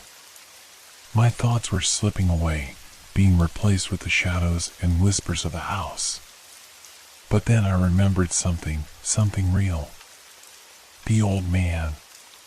The warning. The truth that I had been running from, but that had followed me here. The house was not just a place. It was a trap. A trap that fed off those who entered it, twisting their minds, breaking their will, until there was nothing left but the house and whatever had once lived inside it. I opened my eyes again, blinking rapidly as I fought to hold on to my sense of self. I wasn't like him. I wasn't like them. I wouldn't be. But the house was relentless. The whispers were like tendrils reaching into my mind, pulling at my memories, twisting them. The floor seemed to shift beneath me, like it was moving, warping, becoming something else. The walls were breathing, in and out, the pulse of life, or death, synchronizing with my own heartbeat. "No," I whispered, my voice cracking. I'm not like you. I'm not like this. His face twisted in a slow, painful smile, his lips curling back over his yellow teeth. You will be, he said, his voice low, his words dripping with certainty. You have no choice. The house will consume you, just as it consumed me. I felt something shift inside me. A deep, gnawing hunger that had never been there before. It was primal. Unnatural. It clawed at the edges of my thoughts, beckoning me to give in, to let go and become one with this place. One with the house. To stop fighting. But I couldn't. I wouldn't. Leave me alone, I whispered, my voice hoarse, barely a breath. I won't be like you. His smile faded, and for the briefest of moments, I saw something else in his eyes, something dark, something pleading. His mouth moved, but the words that left his lips were not words of comfort, not words of promise. They were words of warning. You don't understand. You don't know what you're dealing with. Before I could react, the house seemed to grow louder, its pulse, its whispers, its very being, all growing until it was a deafening roar. The walls closed in around me, the darkness swallowing the light. I was falling again, falling into the depths of the house, into the endless dark that wanted to consume me whole. And then, I felt it. The cold touch of something wrapping around my wrist. A hand. His hand. I tried to scream, to break free, but his grip was ironclad. The house had him. And now, it had me. Welcome home, he whispered again, his voice the last thing I heard before the darkness took me completely. I woke with a start, gasping for air, but it wasn't the fresh, cool air of the outside world that met my lungs. It was thick, heavy, and wet, as if I had been buried alive. My heart was pounding in my chest, so loud I could hear it in my ears, and my limbs felt like they were made of lead. My fingers ached as they dug into the floor beneath me, and I realized, with a sickening jolt, that I wasn't lying on a bed or a carpet anymore. I was on the cold, damp floor of the basement. I tried to move, but my body was frozen, stiff. The air was thick with the scent of mildew and something else, something sharp, something metallic. I blinked rapidly, but the darkness was so absolute, I couldn't make out anything at all. It felt like the house itself had swallowed me whole. Then I remembered. The hand. His hand. The way it had wrapped around my wrist, pulling me deeper into the bowels of this cursed house. Welcome home, his voice had whispered before everything went black. I tried to rise to my feet, but my legs buckled beneath me. I hit the floor with a sickening thud, my head spinning as the room around me began to swirl. The whispers that had plagued my mind before were back, louder now, swirling around me like a cyclone. I could feel them pulling at my thoughts, digging into the corners of my mind, making me question what was real and what wasn't. I clenched my eyes shut, desperate to block them out, but it didn't help. The voices didn't stop. They just grew louder, more insistent, until I could almost hear their breath on my skin. You can't leave, one voice hissed. You're already part of it. Part of him. We will all be the same, another voice whispered. The house never lets go. I pressed my hands against my ears, trying to drown them out, but it was no use. They were inside my head, inside my very soul, and they would never leave. The house had taken me, just as it had taken him. I dragged myself to the wall, leaning against it for support, my fingers scraping against the rough, crumbling stone. I tried to breathe through the panic rising in my chest, but it was hard. So hard. The air felt thicker with each passing second, as if it were slowly crushing me, pushing the life out of my body. The dampness seeped into my clothes, making my skin feel clammy and cold, but I didn't dare move. Not yet. Something in the corner of the basement caught my eye, a faint glimmer in the blackness. A shape. I squinted, straining to make it out, and then I saw it. It was a door. It had always been there, hadn't it? I couldn't remember if it had been there before, but it didn't matter. The whispers were urging me toward it, like the pull of gravity itself. It was the only way out of this place, the only way forward. My breath hitched in my throat as I forced myself to move.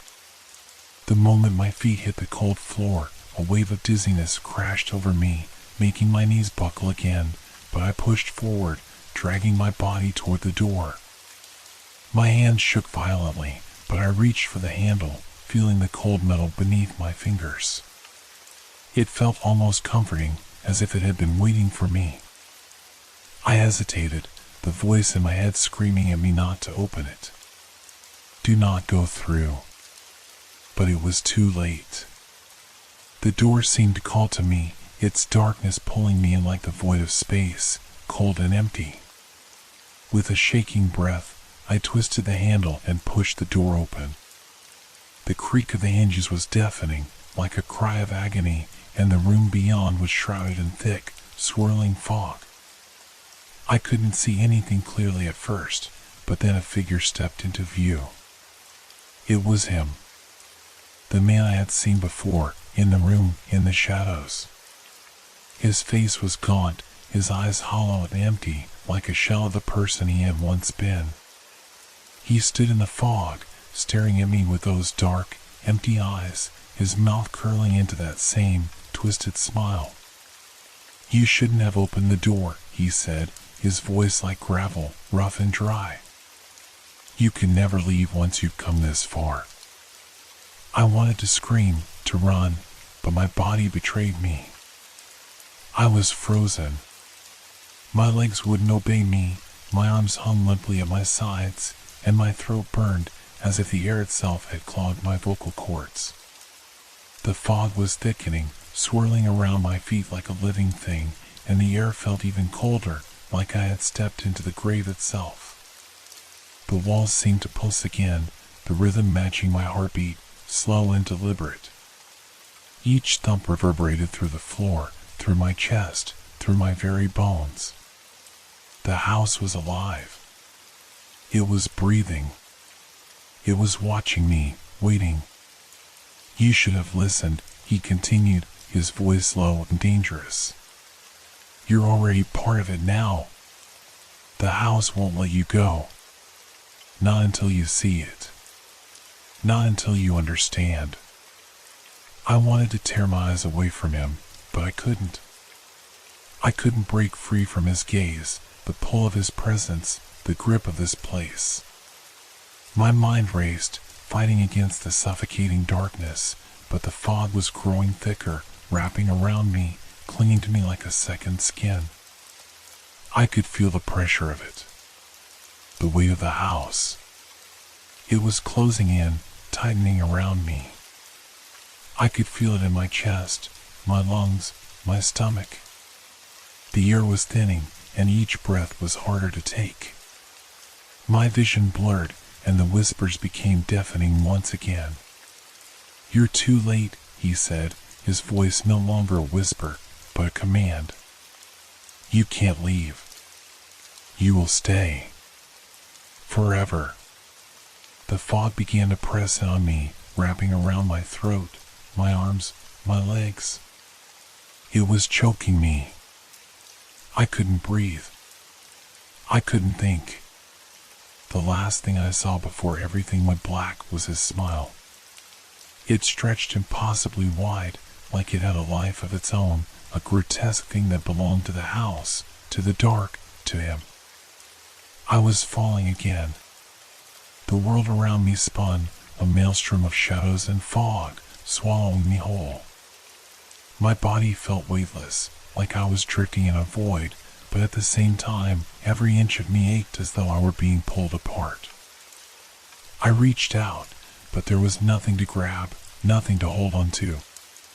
The darkness surrounded me, pressing against my skin like it wanted to suffocate me. My chest tightened, and for a brief moment, I wondered if this was it. If this was where I would finally break. And then, there was a flash of light. A single, brilliant beam that cut through the endless dark. It wasn't warm, though, it was cold. It was sharp. And when it touched my skin, I screamed. The light flickered, and for a brief second, I could see him again, the figure in the fog, the man who had led me here. His face was distorted, shifting like a reflection in broken glass, his hollow eyes burning into mine. He was closer now, so much closer, and I could feel his presence like an electric shock racing through me. His mouth opened in a silent scream, but I could hear his voice, thick and guttural, crawling beneath the surface of my mind. "You're not supposed to be here," he whispered, his voice jagged, as though it had been dragged through centuries of suffering. "This is not your place. You don't belong." I tried to scream, but no sound came. My throat was dry, cracked, and burning. My body jerked involuntarily, and I realized with a start that I wasn't floating anymore. I was on my knees, my hands pressed against the cold stone floor, the rough texture scraping against my skin. I didn't know where I was anymore. The house felt different now, alien. The air was thick with the same oppressive heaviness, but there was something new. Something worse.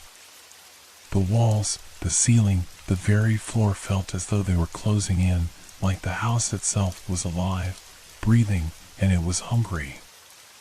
A soft creak echoed through the room, and I froze.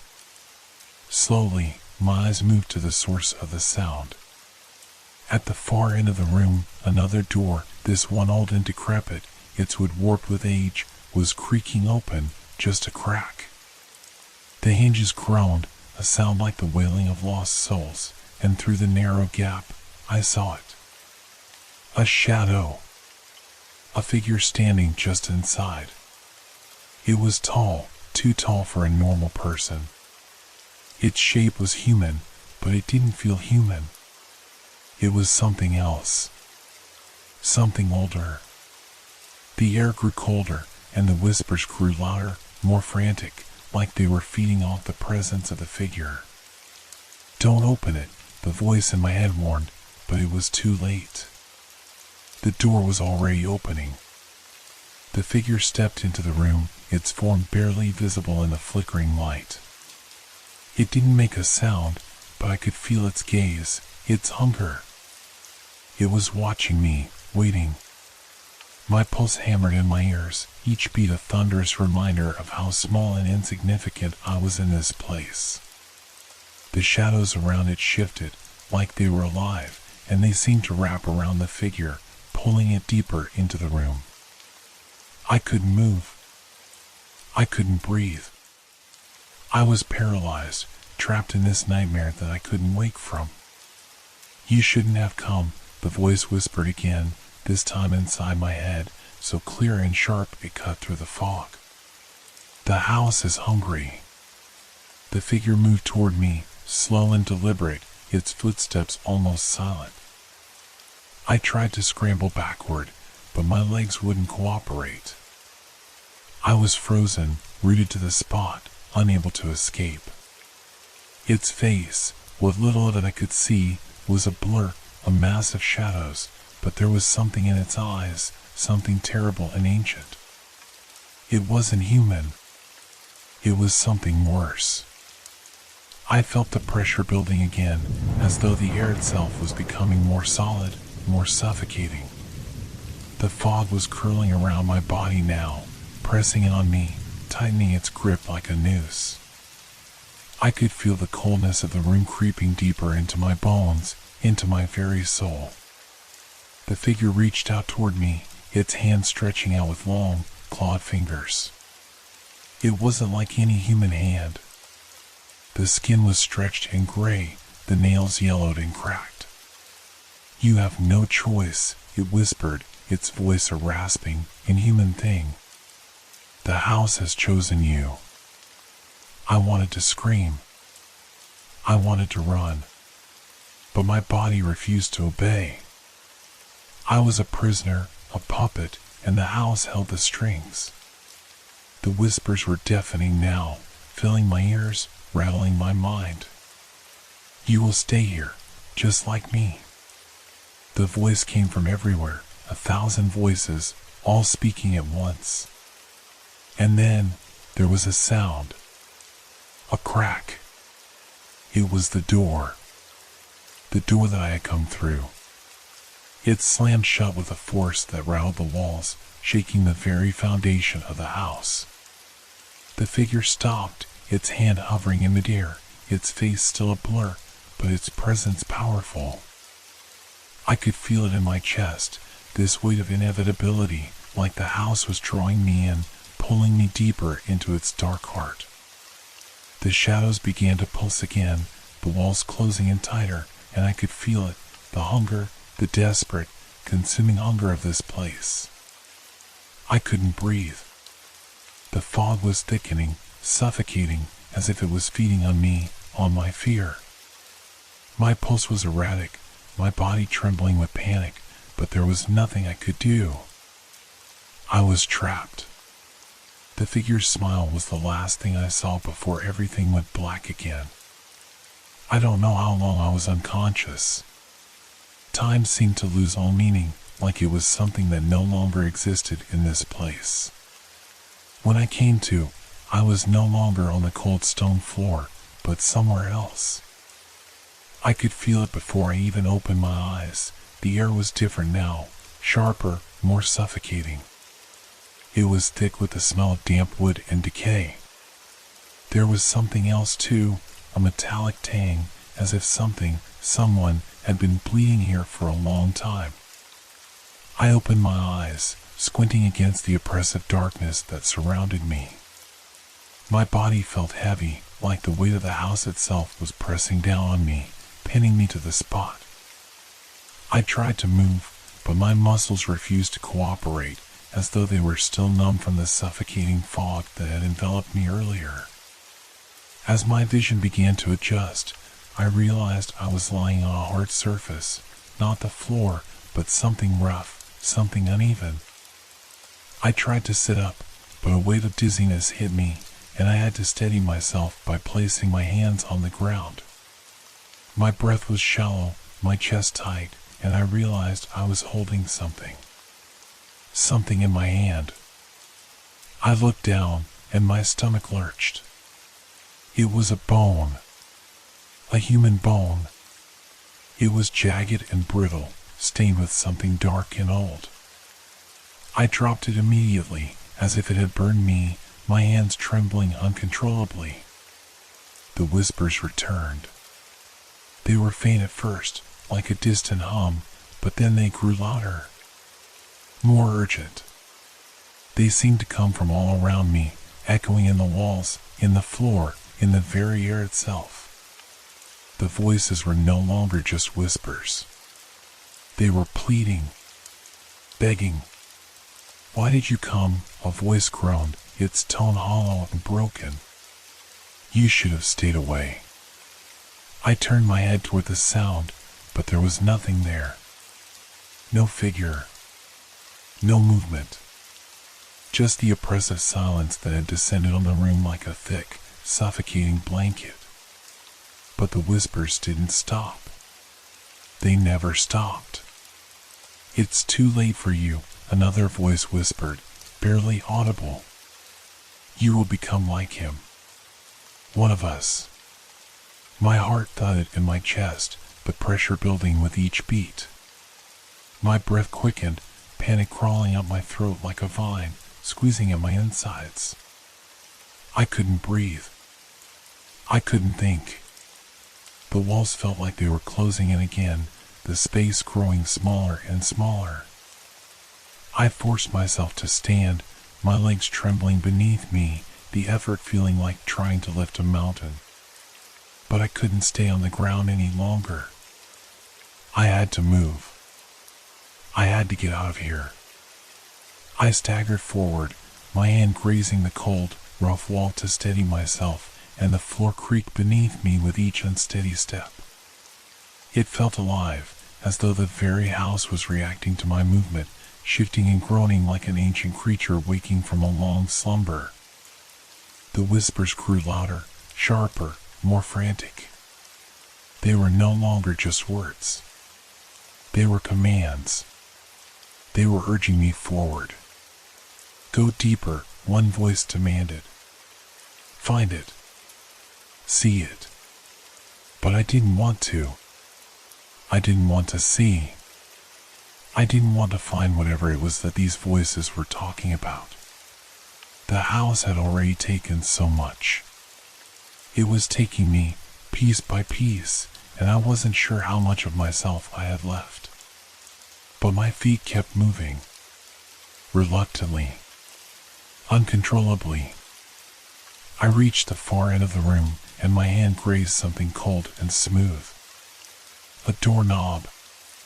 It was familiar, as though I had been here before. I closed my eyes, trying to gather myself, but the dizziness swirled in my mind, and the whispers reached a crescendo. Open it, they urged. It's time to see. With trembling hands, I turned the knob and pushed the door open. The room beyond was dark, too dark. There were no lights, no windows, no way to see what lay inside.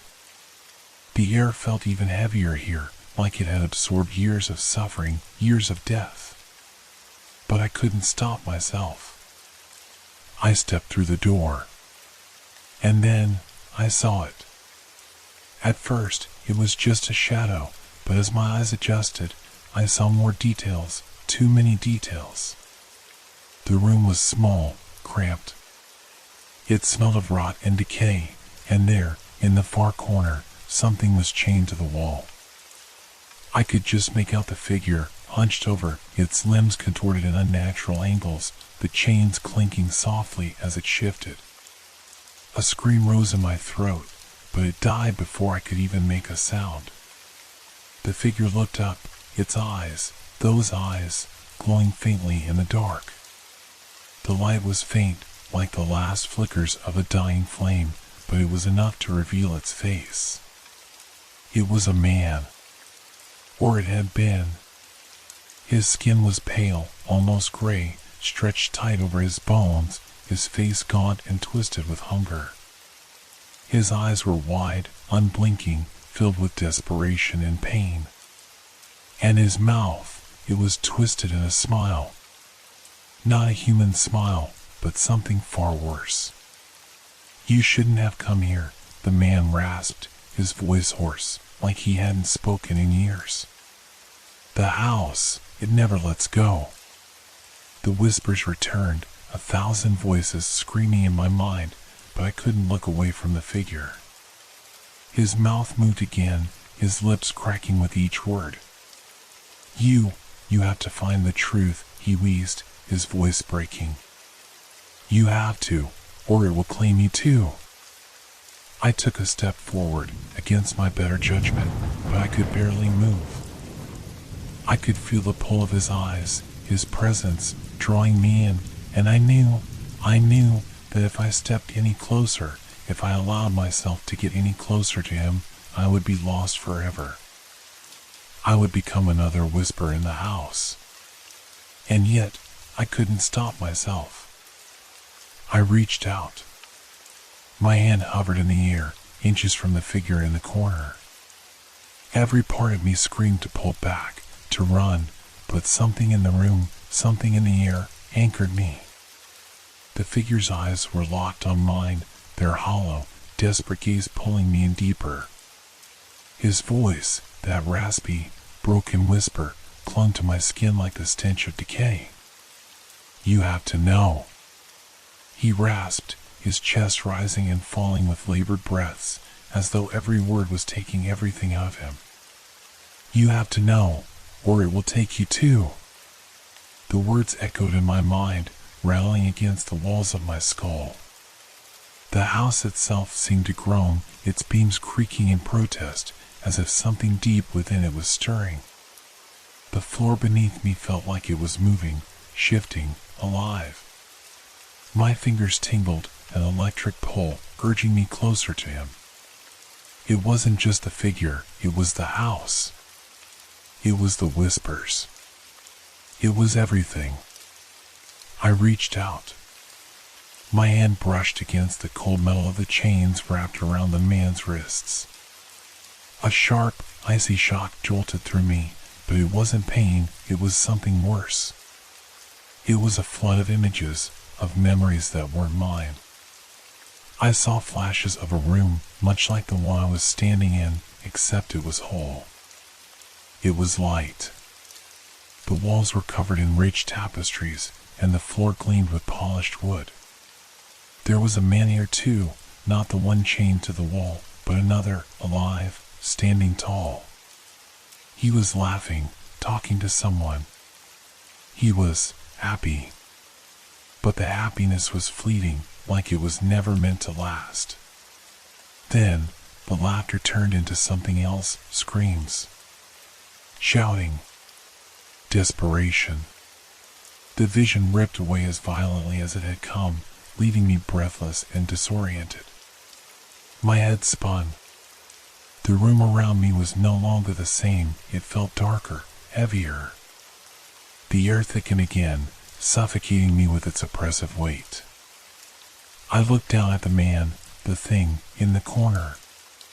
His face was twisted in agony, his lips still curled in that grotesque, hollow smile. He was still watching me, waiting for something, and for a fleeting moment, I realized something crucial. His face, it wasn't just pain. It was fear. The realization hit me like a punch to the gut. Fear. The man, the figure, he wasn't the one in control. He was just as much a victim of this place as I was. The house was feeding off of him, pulling him into its dark embrace, just as it had been doing to me since the moment I stepped inside. The whispering voices were louder now, frantic, overlapping, becoming a chaotic jumble of pleas, demands, and warnings. Don't listen to him, one voice screamed. He's lying.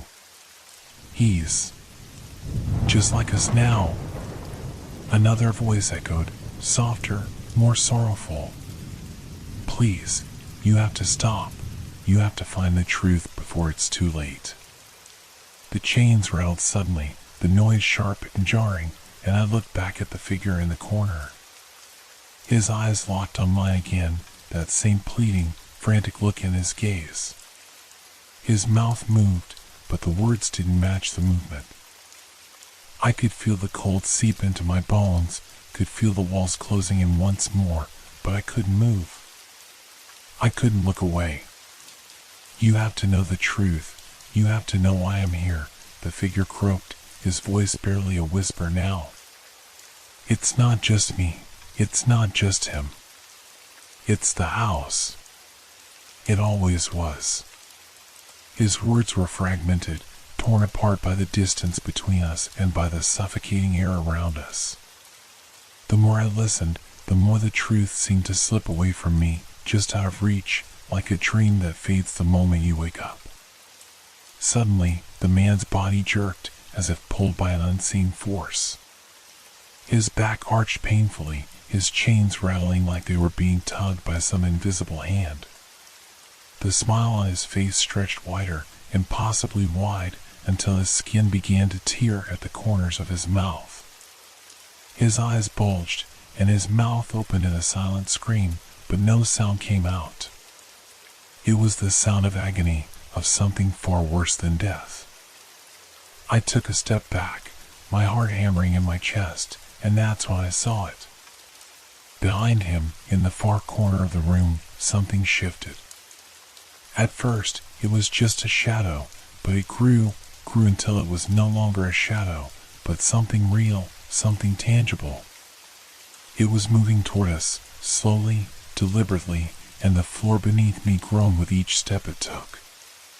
It was tall, too tall, its form distorting with every movement, like a nightmare come to life. "No, no, please, don't look at it," the man begged, his voice breaking. "It will take you, just like it took me." But I couldn't look away. I couldn't stop myself from staring at the shape, the thing in the corner. It wasn't human. It was something ancient, something that had been here long before the house. Before anyone had set foot in this cursed place. The shape loomed closer, its form becoming clearer, but no less terrifying. It was made of darkness, nothing more than a silhouette of blackness, but inside it, faint glimpses of eyes, of faces, flickered in and out of existence. They were watching me. All of them were watching me. And then, I heard it, the voice, not from the man, not from the house, but from the thing itself. "You shouldn't have come," it growled, the words rasping like dry leaves in a storm. "Now, you'll never leave." I turned, my heart thundering in my chest, and I ran. My legs moved before I could even think, my feet stumbling over the uneven floor, but I couldn't get away fast enough. The air felt thicker, heavier, like the house itself was reaching for me, pulling me back, suffocating me with every breath. Behind me, I could hear it, the sound of chains dragging, the whispers, the shuffling of footsteps. The house was alive. It was chasing me. I didn't know where I was going anymore.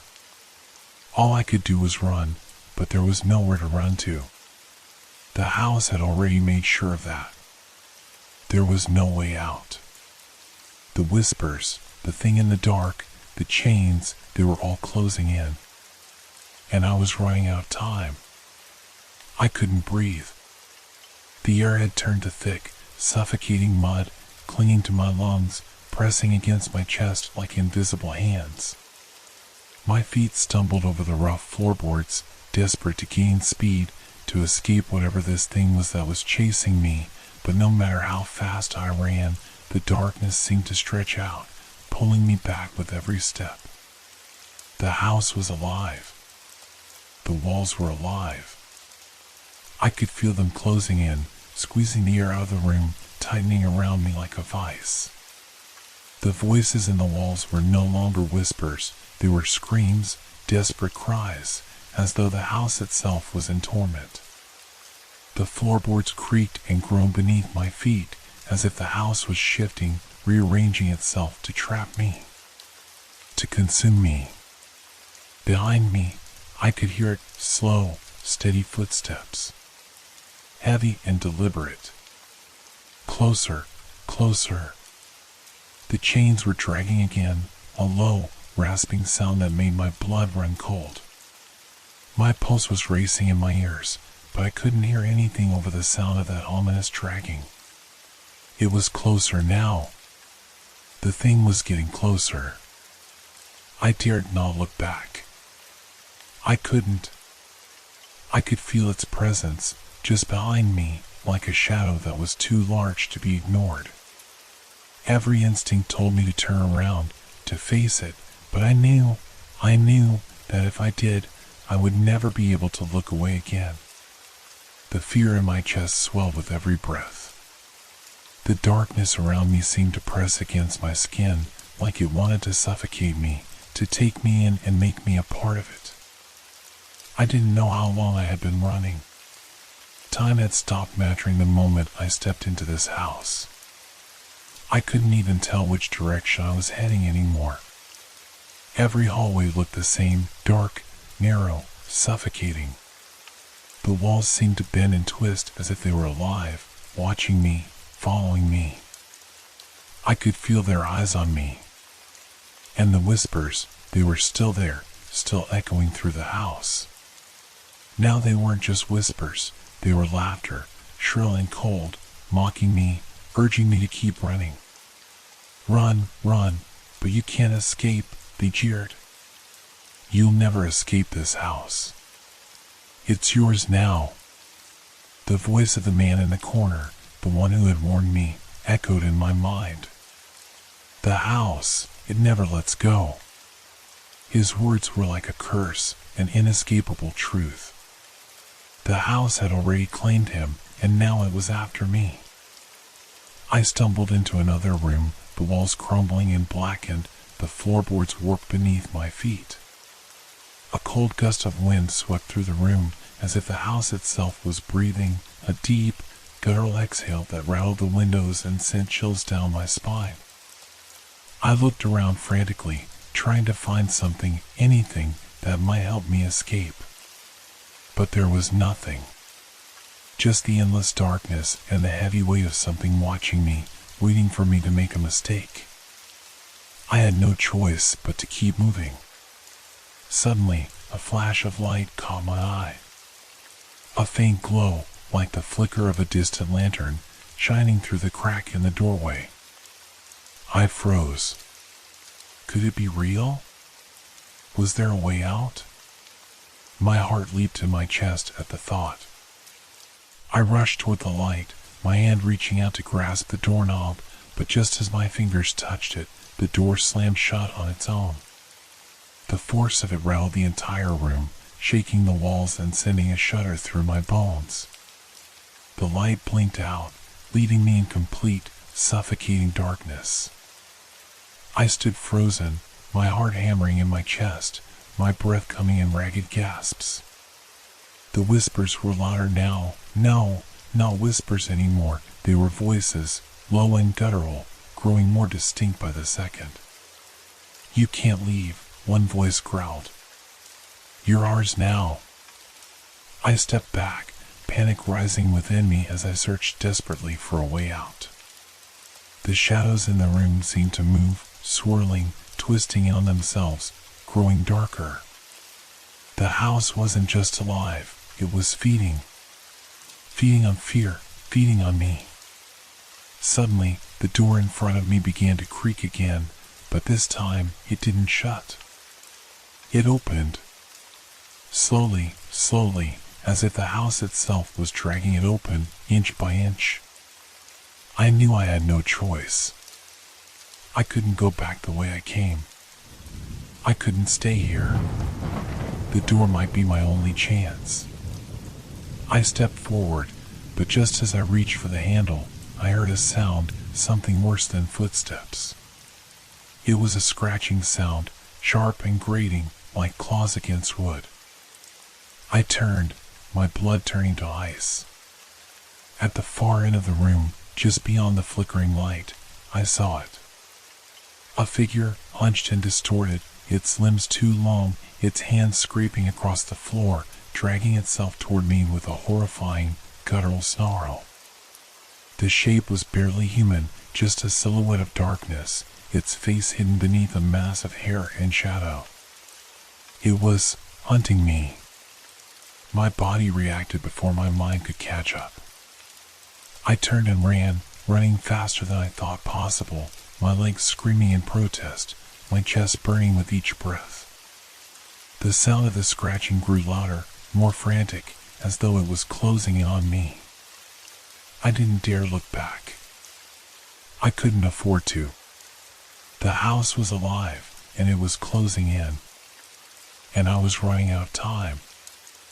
I ran blindly, my feet pounding against the floor, my breath ragged and uneven. The house seemed to stretch endlessly before me, its walls closing in with every step I took. I could feel the weight of the darkness pressing against my back, like a heavy hand at the nape of my neck, urging me forward. But no matter how fast I ran, it felt like I was running in place. The walls, the floors, they were moving, reshaping themselves, pulling me deeper into this nightmare.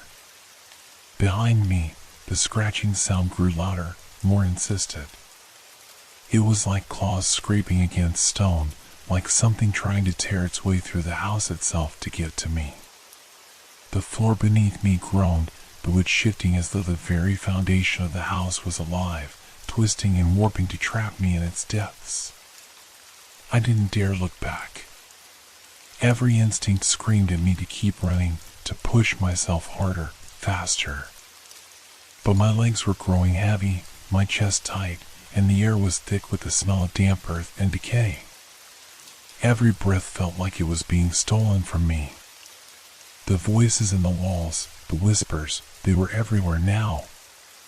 They weren't just voices anymore. They were screams. Twisted, distorted, echoing in the corners of the room, filling my mind with madness. "You can't escape," one voice growled, low and menacing. "You'll never leave this place." I could hear the man's voice again, the one I had seen chained in the corner. "It's too late. You've already seen it.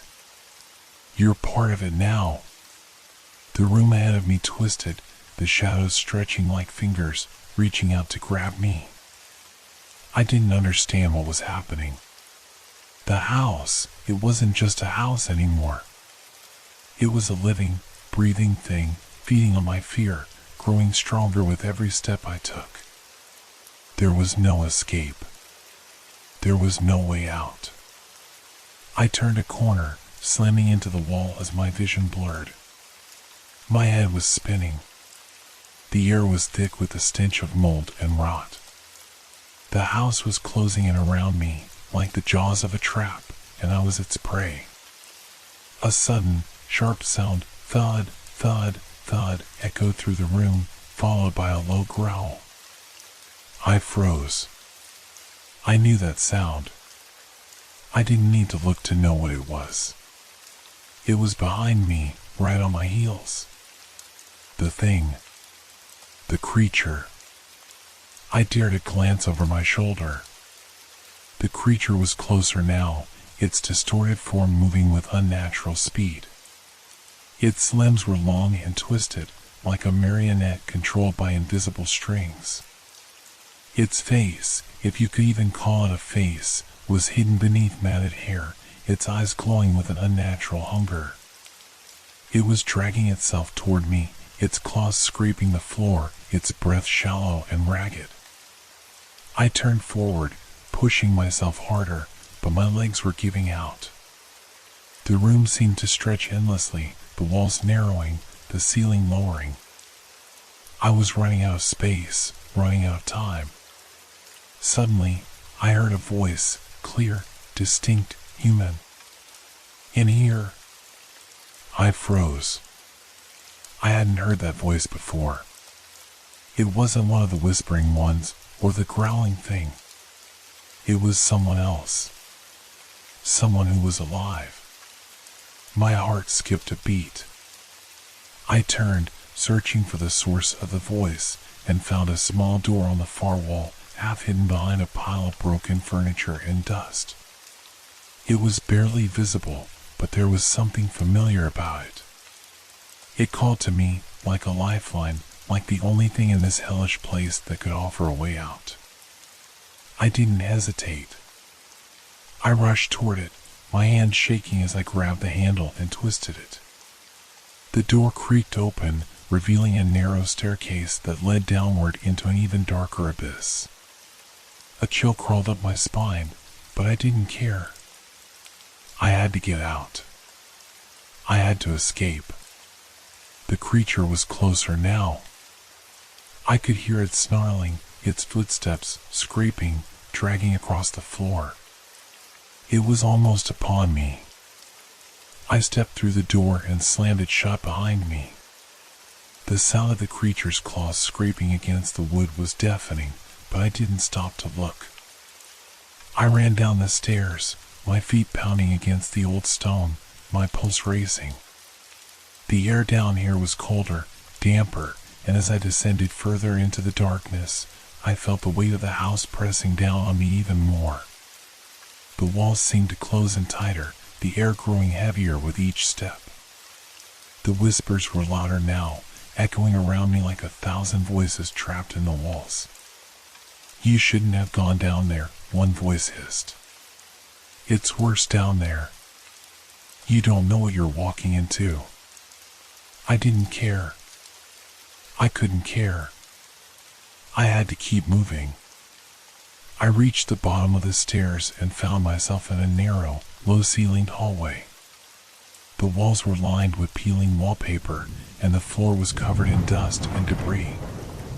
The air smelled stale, like it hadn't been breathed in years. It was a far cry from the rest of the house, more ancient, more forgotten. And then, I heard it. A soft click. I froze. My heart stopped. The door at the end of the hallway, was it opening? The door at the end of the hallway creaked. It wasn't a loud sound, but in the suffocating silence of the underground, it felt deafening. The slow, dragging noise echoed through the narrow passage, vibrating the walls. The space seemed to shrink as the door inched open, its hinges groaning under the strain. I couldn't breathe. I didn't dare move. The only sound I could hear was my heart pounding in my chest, the frantic thumping so loud in my ears that I almost thought I could hear it above the creaking of the door. My eyes darted between the shadows of the hallway, scanning for anything that might give me a clue, anything that could tell me what I was walking into. But there was nothing. Just darkness. A thick, all-consuming blackness. And then there was a whisper. Soft, faint at first, but unmistakable. Come closer. I nearly jumped out of my skin. The voice wasn't from the walls, it wasn't from behind me, it was coming from the open door. And this time, it wasn't the eerie, distorted whispers I had been hearing since entering this house. This was different. It was calm, almost coaxing, like a friend beckoning you into a room. But I knew better. My body screamed at me to run, to leave, to get as far away from that voice as possible, but my feet were frozen to the floor, rooted by fear. I felt the heat of my breath, shallow and desperate, and took a single, hesitant step forward. My foot brushed against the dusty floor, and I winced at the sound, but it was nothing compared to the unbearable silence that followed. The door was fully open now, the darkness within beckoning. Another whisper. You're closer now. Just a little more. It was like a command. The voice wrapped itself around my thoughts, pulling me forward, urging me into that suffocating void. I couldn't stop myself. It was as though the house itself had taken over my body, controlling my movements, guiding me. I was only a few steps away from the threshold when I saw it. A faint glow flickered from within the room. It was soft, dim, and barely noticeable, but it was there, coming from the far corner, beneath a pile of forgotten, rotting furniture. It flickered like a candle, struggling against the dark, almost like it was trying to illuminate something hidden in the shadows. The voice spoke again, this time with a sense of urgency. Come closer. It was almost too much. The pressure from all sides, the weight of the house pressing down on me, urging me into this room. My mind screamed, but my body didn't obey. I took another step. Then another. The door seemed to close behind me, without me even touching it. Click. I looked back. It was gone. There was no trace of the door I had just passed through. It had simply vanished, swallowed up by the shadows. I was trapped. The room was smaller than I expected. Barely more than a closet, really, and it was cluttered with broken furniture, discarded remnants of a life that had long since passed. The dim glow in the corner flickered weakly, casting strange, twisted shadows across the walls. There, in the middle of the room, sat an old, cracked mirror. Its frame was covered in dust, and the glass was streaked with something dark, something that didn't quite reflect the room. The glow was coming from the mirror itself. I walked toward it, cautiously, each step feeling heavier than the last, the air growing colder as I neared. The voice, though faint now, was still in my head, still urging me onward. Look. I hesitated, but then I did it. My hand reached out, shaking as it brushed against the cold surface of the mirror. The glass felt damp, slick, and I recoiled slightly, a chill running up my spine. Something about it wasn't right. There was an unnatural pull, an energy coming from within. I looked into the mirror. For a long moment, nothing happened. I saw my own reflection, pale, wide-eyed, disheveled, covered in sweat. But then, there was a shift. The reflection in the glass didn't quite match what was in front of me. It warped. At first, it was subtle. A flicker in the corner of the mirror, something moving just outside my field of vision. I blinked and the reflection changed. My face, my eyes, they weren't mine. The eyes in the mirror were hollow, dark, empty. The face twisted into something wrong. A smile that wasn't mine spread across the reflection's face, a grin that stretched too wide, too far. I staggered back, my breath quickening, but the reflection didn't move. It stayed there, staring at me, smiling. "Welcome home," the voice whispered, this time in my own voice. I gasped and backed away, my heart racing. The air was thick now, dense and suffocating. The walls felt like they were closing in, pressing on me from all sides, suffocating me. I had to leave. I had to get out. I turned to run, but my feet wouldn't move. The darkness seemed to have a grip on me, holding me in place, keeping me trapped. The whispers were louder now, a chorus of voices, all speaking at once. "It's too late." One voice hissed. "You belong here now. You'll never leave." I couldn't breathe. The air was thick, like tar, and my lungs felt as though they were about to collapse. The room was spinning. I couldn't see. I couldn't. Suddenly, everything went dark. The house was alive, and it had claimed me.